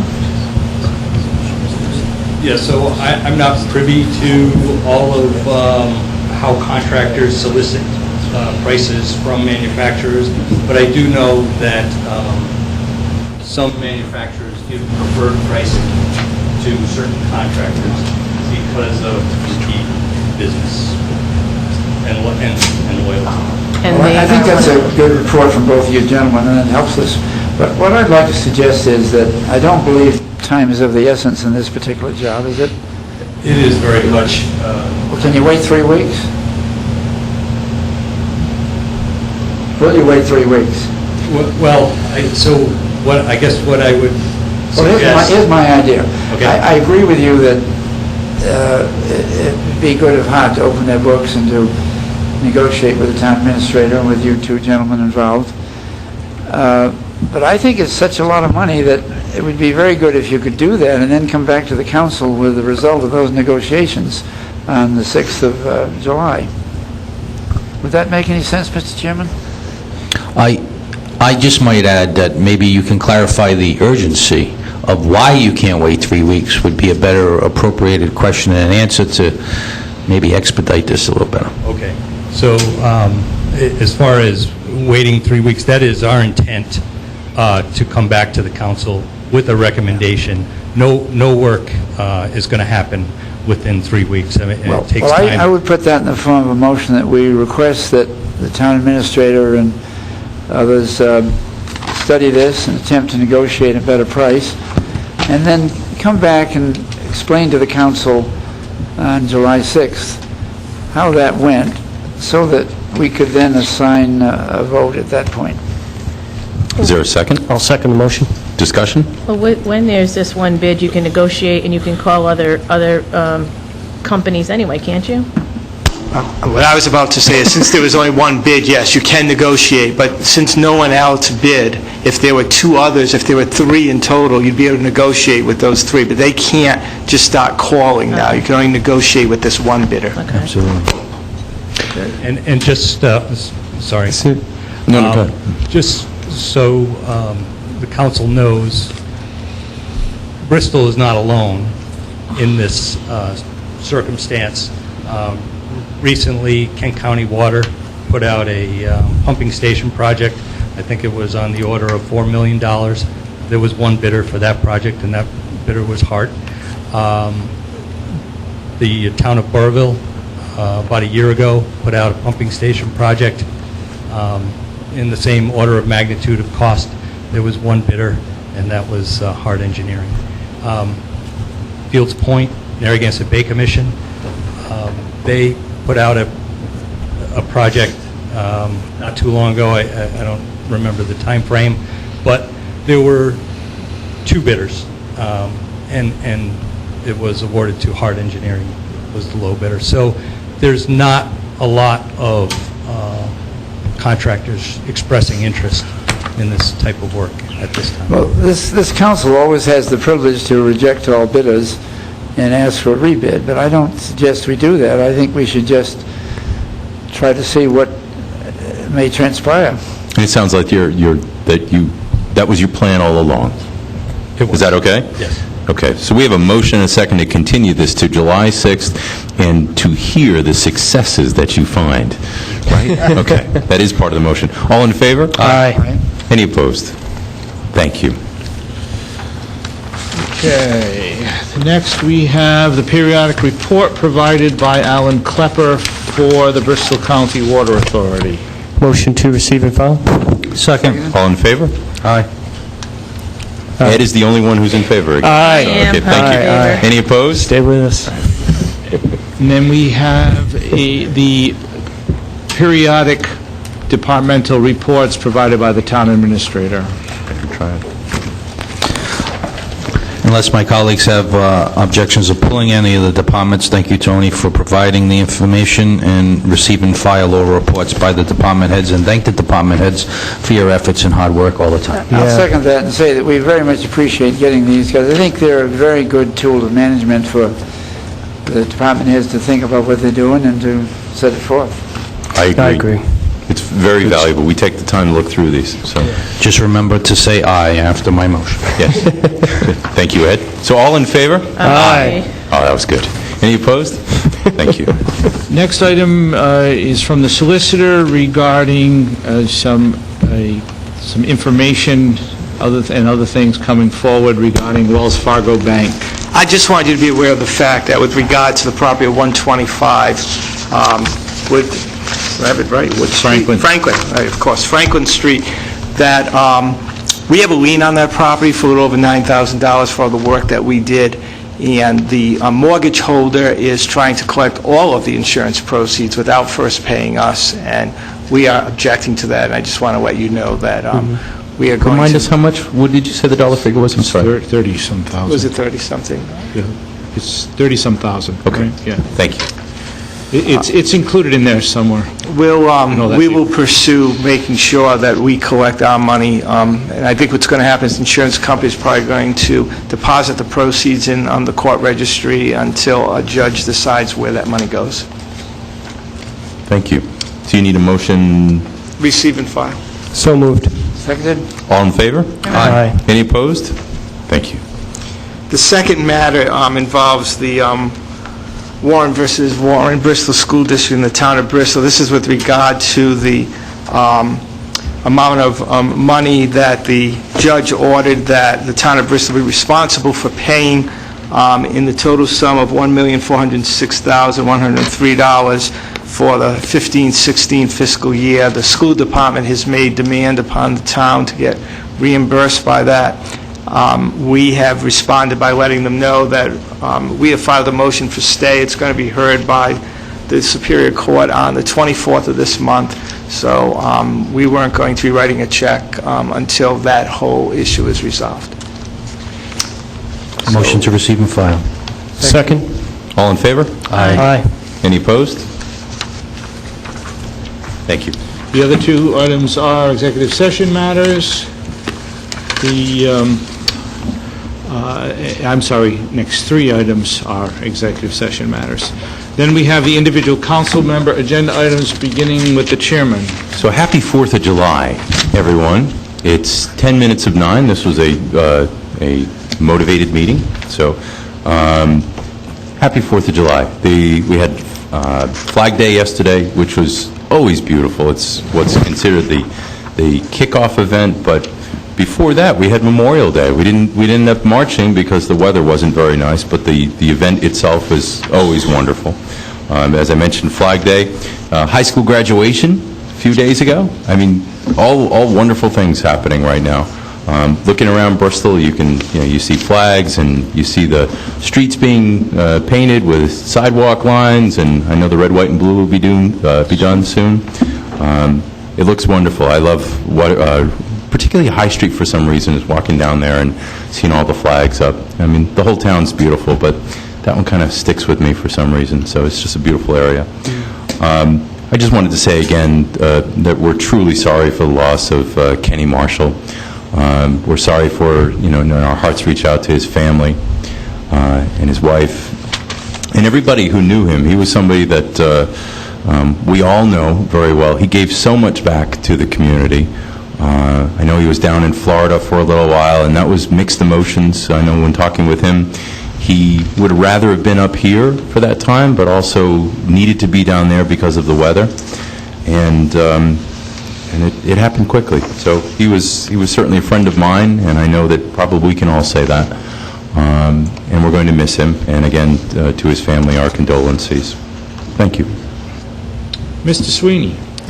Yes, I also want to express my condolences for the Marshall family, to the friends and family. I know he will be a big hole in the town. I first met him when I was running for council, and I had made it through the primary, and he reached out to me, actually wanted to be a resource to help me get elected, and I'll never forget that. It was when I needed the help the most, and he was there, and so I'll miss him terribly, as much as I'm sure all of you will be. So anyway, I hope he rests in peace. My second item, I wanted to talk about the shooting in Orlando. I put some words down on paper to kind of keep me scripted a little bit, but I honestly want to say I feel like moments of silence are not enough anymore. We really need to take action to ban these assault weapons and high-capacity magazines. It's time our leaders at the State House and Congress take action. I'm tired of the inaction of them standing by and doing nothing and staying silent about this. Because honestly, I have to say, how many people have to die? What happened to Orlando makes me sad, but it also makes me really angry, because I'm really tired of seeing innocent people killed day after day, and I just really want something, more action on that. And as we approach the 4th of July and we think about America's freedom, I can't help to think about the countless people who are not with us to celebrate this because they have died of gun violence. So I just want you guys all to think about it and just contemplate what we need to do to start taking some action and stop saying, let's take a moment of silence and just think about it, because that's not working. It's obviously not working. So anyway, that's what I wanted to say, and that's all I have. Thank you. Ms. Perella. Thank you. Well, first, I would like to express my condolences to Kenny Marshall's family and friends. Kenny and I ran, our first election was back, hate to say it, a long time ago, 1986, 30 years ago this year, when we ran from different parties, but our paths crossed on a regular basis out there door to door. And I served with Kenny for many years on the council, and he was a wonderful person to talk to, a lot of fun, And I think that Halsey and Lou certainly will remember those days of our meetings that ended about midnight. Sometimes later. Sometimes later, on a somewhat regular basis. And we had just one quick little story. We had some issues of odor at the landfill, and we also had a pig farm. And those were issues that the council was working on. And I remember at one meeting, when Kenny was chairing it, I believe, the residents by the landfill came in, and it was after midnight, and said, you can smell it now. You need to go up on Berry Lane and see what we're talking about. And I think all of us probably left the meeting after it adjourned and went up there. And so those meetings were actually a lot of fun. And Kenny gave back, as already been mentioned, so much to the town. He never stopped being involved, whether it was the 4th of July committee, whether it was the planning board, the town council, being involved with the docks. And I often got a kick out of listening to Kenny and Halsey debate whether it should be a fixed dock or a floating pier, and whatever the case may be. And trying to say, like, that made sense, gee, they both seem to know what they're talking about. But, so, it's a big loss. It's very sad that this happened to him and so quickly. But I did want to express my condolences to his family and friends. He will be missed in Bristol. The other, I want to express a happy Father's Day to all of the fathers in the room. And hope you all have a good day on Sunday. And finally, just to wish everyone a very happy and safe 4th of July, as all the events are unfolding in the next couple of weeks. Thank you very much. Mr. Stewart. Yes, I'd like to extend my condolences to the Marshall family. He will truly be missed. Such a big impact of his volunteerism, and he was just a fixture in the community for many years. So we just thank him and thank his family for letting him do that over the years. And our thoughts and prayers are with them. Just to make a note that the wake is tomorrow, 4 to 8 at Sansone's, if you'd like to pay your respects. Councilman Chairman Calero mentioned Flag Day. It was a beautiful day yesterday. I'd like to just extend to the aides that were chosen and congratulate them for participating in this year's 4th of July parade. Sunday, we all got together for the Firemen's Memorial. Chief DeMello, to our first responders and your whole department, our town is very fortunate, and the state and country is very fortunate for the first responders, especially in incidences of tragedies where they step up and sacrifice their life also. And I'd like to congratulate Jennifer Mansiri, who got the Vicky Van Vost Award, along with Michael Borges being the chairman of the parade, but also to Lou Chirillo, who was the guest speaker and gave a stellar speech and a very memorable speech. Congratulations to you too, Lou. Congratulations, a lot of congratulations this evening to Rockwell School. Yesterday, they got, for 4 years in a row, commended along with the other schools in East Bay. So we congratulate the efforts on behalf of our Bristol Lawrence School Department and the faculty and all the staff for their accolades and their strides to educate our children. Also, the Mount Hope girls softball team for a perfect season and becoming champions of District 3. So congratulations to them. And also congratulations, and I feel I'm going to give him my best wishes after 42 years of serving the Rhode Island Leagues of Cities and Towns. Dan Beardsley, many of you know, just submitted his resignation of retirement, so we wish him and his family very well. He served the state in a capacity of a lot of hard work and input, fighting on many issues on behalf of our municipalities. Also, speaking of the town of Bristol, I was presented from King Philip Little League. We sponsor a team every year, and I thought it was very thoughtful. They gave us a thank you to be sponsors. It is the end of the baseball season. The championships are amongst us. I don't know if you want to take a look at the team. Very. I got to tell you something. My daughter plays T-ball, and her team is the Muck Dogs, and we were playing the town councilors, and I didn't know which team to root for. You know? Of course, We're the I river root dogs. for my daughter, but of course, you know. The river River dogs, that's what we are, Yeah. river dogs. And we've been in communication, just for the record, with the administrator and the Director of Public Works and Walter, and we have the All-Stars coming, and I just want to just publicly say, those of viewing at home, I know they had concerns, Tony, we talked about the net at the major field to keep our parks up, but there's just been some trials with the way it has to be installed, and that's what's been taking so long on the assessment. I believe we're at that point where it will be up before the All-Stars, so that net can finally be up for the games and the towns coming to visit us. Other than that, I know last council meeting, I realized that by extending Happy Father's Day, we were a little early because it's a little late this year. So again, Happy Father's Day to everybody, and thank you to Mike Davis and Archie Martins and everybody tuning in at home, and everyone who came out tonight. And happy 4th of July, and just remember to be safe with your family, and just keep a watchful eye for our town and all of us that surround us and our loved ones. Thank you. Could I just make one quick point on the River Dogs, the team that we sponsor? It's called the Town Officials River Dogs Team, but there's no town money expended on that. No. So that is just money that we all pitch in to sponsor the Absolutely. team, so. Yes, good transparency there. Thank you. Mr. Harrisoff. Well, I have 4 or 5 items I'd like to comment on, but I'd like to start off to use my prerogative to address item of somewhat personal nature. You know, this town, I think, prides itself on doing things right and to also being responsive to citizens. But sometimes it doesn't work out as well as it should, and so sometimes citizens may have to take some things into their own hands, like cleaning streets or making sure certain public works are right.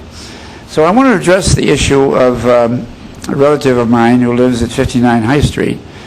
And when the sidewalks were redone there 3 years ago, there was a grievous error in that the slant of the sidewalk at his vicinity is totally wrong. And anytime there's a rain, and we had a lot of rain this week, you have about a 3-inch deep lake right at the bottom of his only steps off the building.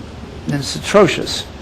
And I've had to, sometimes in calling on him, have to go home and change my shoes afterwards. It waters up over the top of my shoes. He's appealed to Ed Tanner. He's appealed to the town administrator. He's appealed to 2 DPW directors. And he's got nothing but words. So what I propose as a solution to this is that he and I will get it repaired.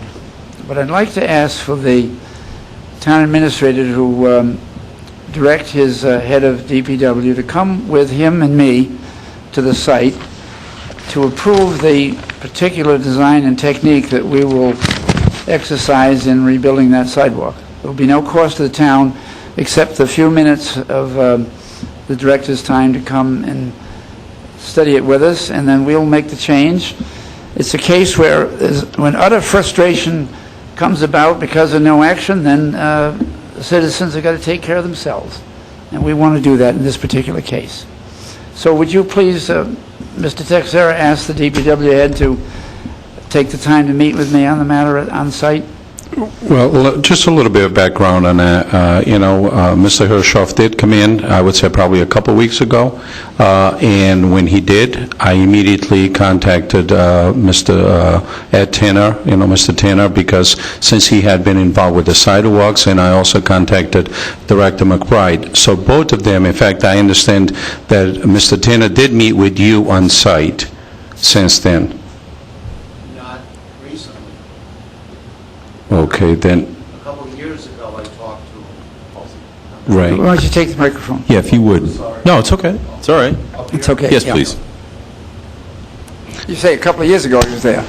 Yeah, I came in a couple of years ago. Excuse me, so just so we do this right, Halsey, could you make a motion, could you make a motion to add this to the agenda, because if there's any back and forth, we I need would to add make a it. motion that we add to the agenda the particular instance that's under discussion of the deficient sidewalk.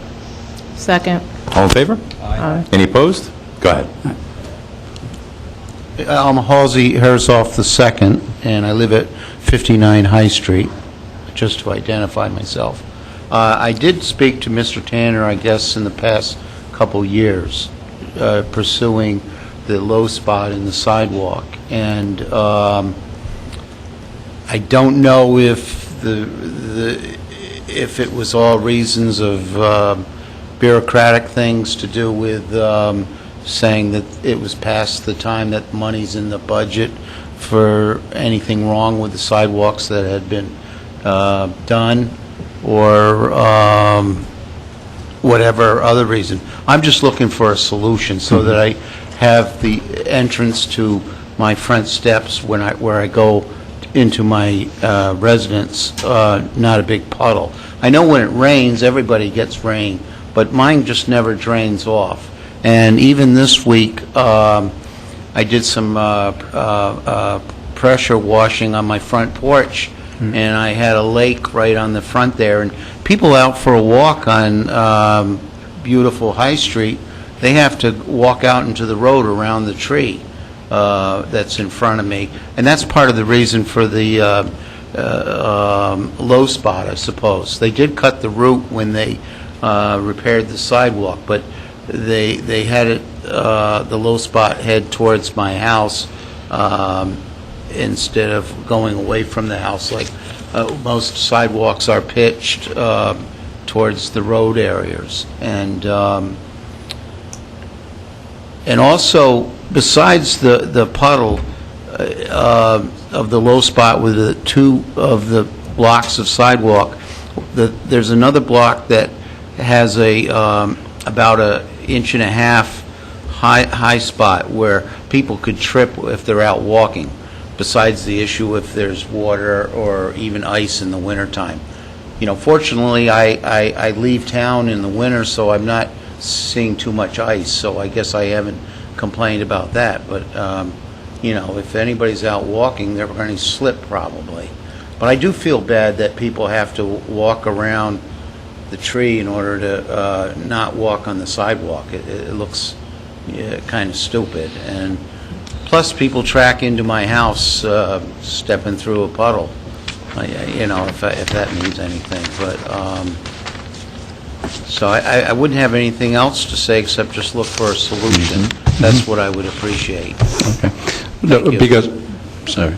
No, my understanding was when you did come in, I Yes. did contact the two You did directors. graciously take the information. Correct. And I did relate the information to them, and I was expecting or awaiting a response from them so to see what action needed to be taken there. So at this point, I have not, but I will contact both of them to find out. But I have no problem. Director's right behind me, so he may want to comment on that as well, because he already has visited the area as well. Well, do you have any problem if we just go ahead and repair it with the DPW director's advice? Tony, I think he's doing it. I'm sorry, I just say we don't want to wait anymore. We've waited 2.5 years. So do you have any objection to us just doing it, but we do it in accordance with the permission and advice of the DPW director? I personally, I don't have a problem with you meeting with the director there and trying to address and see if what the solution may be. That's not really an issue. Yeah, we Kevin? just don't want to wait, though. We want to do it. We want to get into it quickly, and we want to solve it. Kevin? Yeah, I did, Mr. Herreshoff came into the office yesterday, and I went first thing this morning to take a look at it.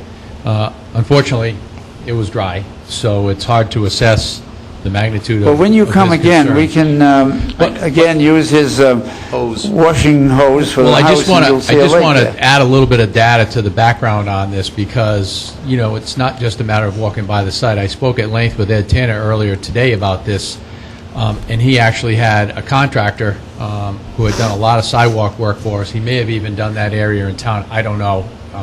In fact, I'm not sure what year the sidewalks were done in that location. But there's some grade issues that are creating that problem. You've got the issue of the grade going to the step to match. You've got the issue of the adjacent land near the tree, the grassed area that's trapping some of that water. You got the grade issue on the sidewalk itself. And from what I was told earlier today, it was somewhat of a more not an easily resolved issue, in that a contractor was on site with Ed and looked at it, I want to say a year ago, but I don't know the exact date, according to Ed Tanner. So with that being said, Mr. Herreshoff or Mr. Herreshoff, Councilman Herreshoff, I'd be more than happy to meet with you at your convenience when you think it's Would you have a good few to minutes go. tomorrow? Sure. What I would caution you is that we do not undertake pulling up the sidewalk at this point in time and maybe put the brakes on it for a couple of weeks. I because can't quite hear you. What do you say there? I would say that I would not like to see that sidewalk pulled up right away because we want to make sure that we have time that there's a walking sidewalk or Well, I an think you adequate- should understand, though, that the gentleman here has waited 2.5 years requesting something to be done. Well, that doesn't involve you totally. It involves the previous director of DPW, but you've been there for a while also. So just we got this don't want to yesterday when hurt he came anybody. into We don't office. want to make any trouble. We just want to get the sidewalk fixed without a lot of, we don't want another year of shilly-shallying on this. So I would say They're this. asking I for would that say before this. July. What's been proposed is getting together. I see agreement in that happening. Why don't we take it from here? It's certainly, there's some justifiable frustration. I have, excuse me, I have a cell phone pictures that I could show you. Oh, no, you can certainly get to, and you certainly spend the time all together and share that and figure out what the best ways to handle it. Why don't we do this from here? Why don't you meet, and then if you require council action, if there's dollars that need to be approved, not approved, or policy that needs to change, then we can bring it at our next meeting. But certainly, because we've had some dialogue here, maybe we could get an update about what happens with this at our next meeting. Mr. Chairman. Because we can't fix anything tonight, so. I think that sounds just fine, and what I'll do, if it's all right, I'll come see you in the morning, and you may not be able to come when I'm there, but you can maybe tell me when you could come. I'll, if I know when you're coming, I'll make sure the time's blocked and we can do it right away so there's no delay. Perfect. Thank you, that's good. I just want to say, sorry that you had to go through this for such a time with your situation. My only concern, I think the chairman addressed it, it's all well and good that citizens want to do, but I think we have policies and ordinances. We don't want to see people go, and I'm driving by and a resident just has goggles on and a jackhammer, taking up a sidewalk. So, That was a visual. Councilman Herreshoff, whatever is needed, I think the chairman specified that we do it in the proper way of not just having conversation, but going through the proper channels of government. It is a town sidewalk that we're dealing. Yes, it We're is. talking. It's So, a town and we would be sidewalk. more than happy to correct any situation going forward. Well, I would just like to say, We certainly appreciate that. one thing that I'd just like to say in general, and one thing that frustrates me so much sitting here, is to hear stories where something is repaired or replaced that then does detriment to the homeowner. So the good sidewalks were there to make it safer for walkers, to make sure we had everything in tip-top shape, so to speak. And to hear that it got pitched a different way and it creates a problem, and then we have 2.5 years that there's been no resolution. I don't think the council has heard of this issue in the past. So, but this is not the first time I've heard this situation, this type of situation. I've heard it many times. We've been involved even with the council where things go on for a very, very long time. And sometimes because they're complicated, and sometimes because people just don't get to it, or whatever the reason is. But it does frustrate me that this happens, and I don't really believe that it is up to the homeowner's responsibility to repair this problem, because the town's project created this problem. And I think it's up to the town to fix it, because, well, I think it's a magnanimous offer that was made, that you would assume the responsibility. Not everyone may be able to afford to do that, and I don't think that's a good path to go down, because this was not a problem. It wasn't a problem before the new sidewalk came into effect, and now it is. And it's been like this for a while, and if it was brought to the attention of someone earlier on, when there may have been a bond, and there may have been other things still in place, and it didn't get it done, then shame on the person that didn't go forward and bring that to everybody's attention. So those are my comments about your situation, but in general, because it's just very, very annoying and frustrating to hear. So what we're going to need is a motion to continue this to our, Actually, No? you can't make motions. because we can't make any motions. Right, Okay. however, it is So understood. we'll talk about it It is again. understood that it'll come back on July 6th. Fair enough. Okay, so, and just for a couple points of clarity, is that I heard from Kevin that it sounds like there may be more, having no reflection or anything that you've done or haven't done in the situation, not just a poorly pitched sidewalk. There might be a lot more going on there, but it doesn't matter at this moment. What matters is that you're going to meet tomorrow, and then you're going to take steps to correct this situation, and we're going to be part of that solution. Thank you Okay? very much. Thank you. Very Well, grateful. I share with Halsey, we thank you all very much, and we'll get this done. Okay, continuing with my points.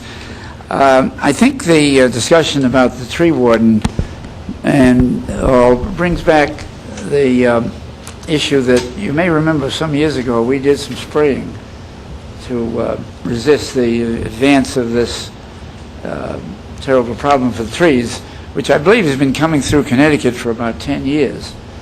And if it's now in the Highlands, it'll probably get down into the rest of the town.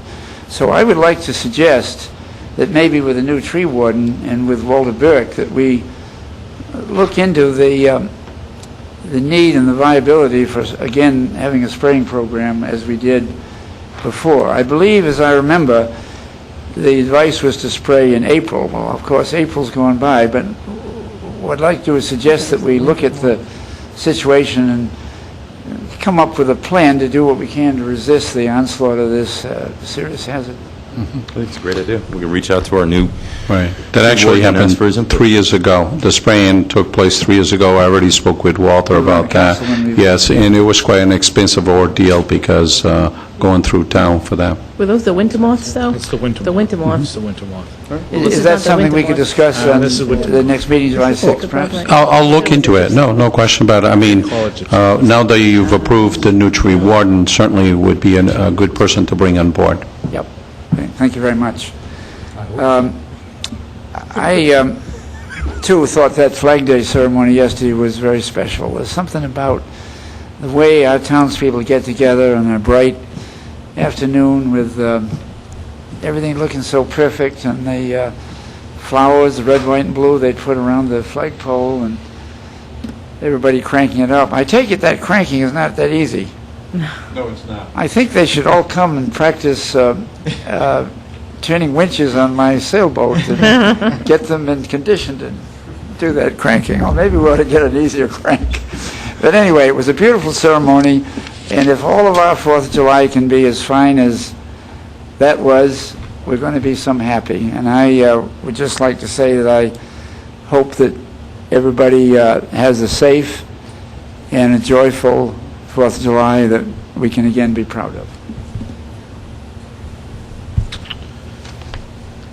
Town administrator agenda items?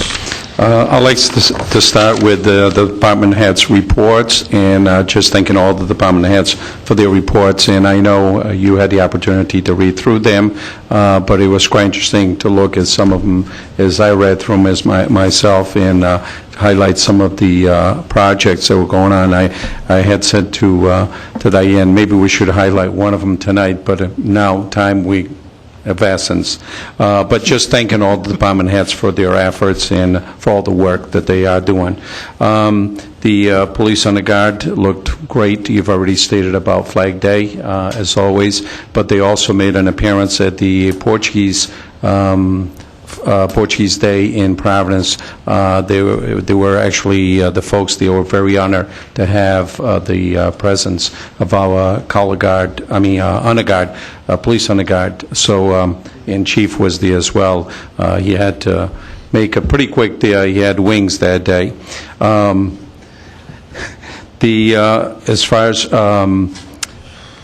the school department, the last day for classes is tomorrow. So we need to be very, I know quite a few of you have children, you know, they'll be home very soon. Two happy kids. Two happy kids right now. Oh, I'm sure they are. Yeah. Tonight, they already must be saying, I can't wait for tomorrow. So with that being said, we just need to be cautious since children be out and about. So be careful with the driving around town. Camp will be starting. School ends, but camp will start and so be aware of that as well. Children taking the buses to go to camp, parents dropping off children, and I know we always have the police, on watch, so let's just be cautious. The British Car Show went very well. Overall, it was just a hiccup was on Saturday with the rain, so things got postponed for Sunday, but still went very well overall. And with that, happy Father's Day, and wish the best to all, and be safe for the 4th of July. So the motion would be to convene into executive session pursuant to 42465A2 litigation with regard to Mosaico and Bristol Warren School District, as well as 42465A5 with regard to the acquisition of property open space. So moved. All in favor? Aye. Any opposed? Thank you. Good night, everyone.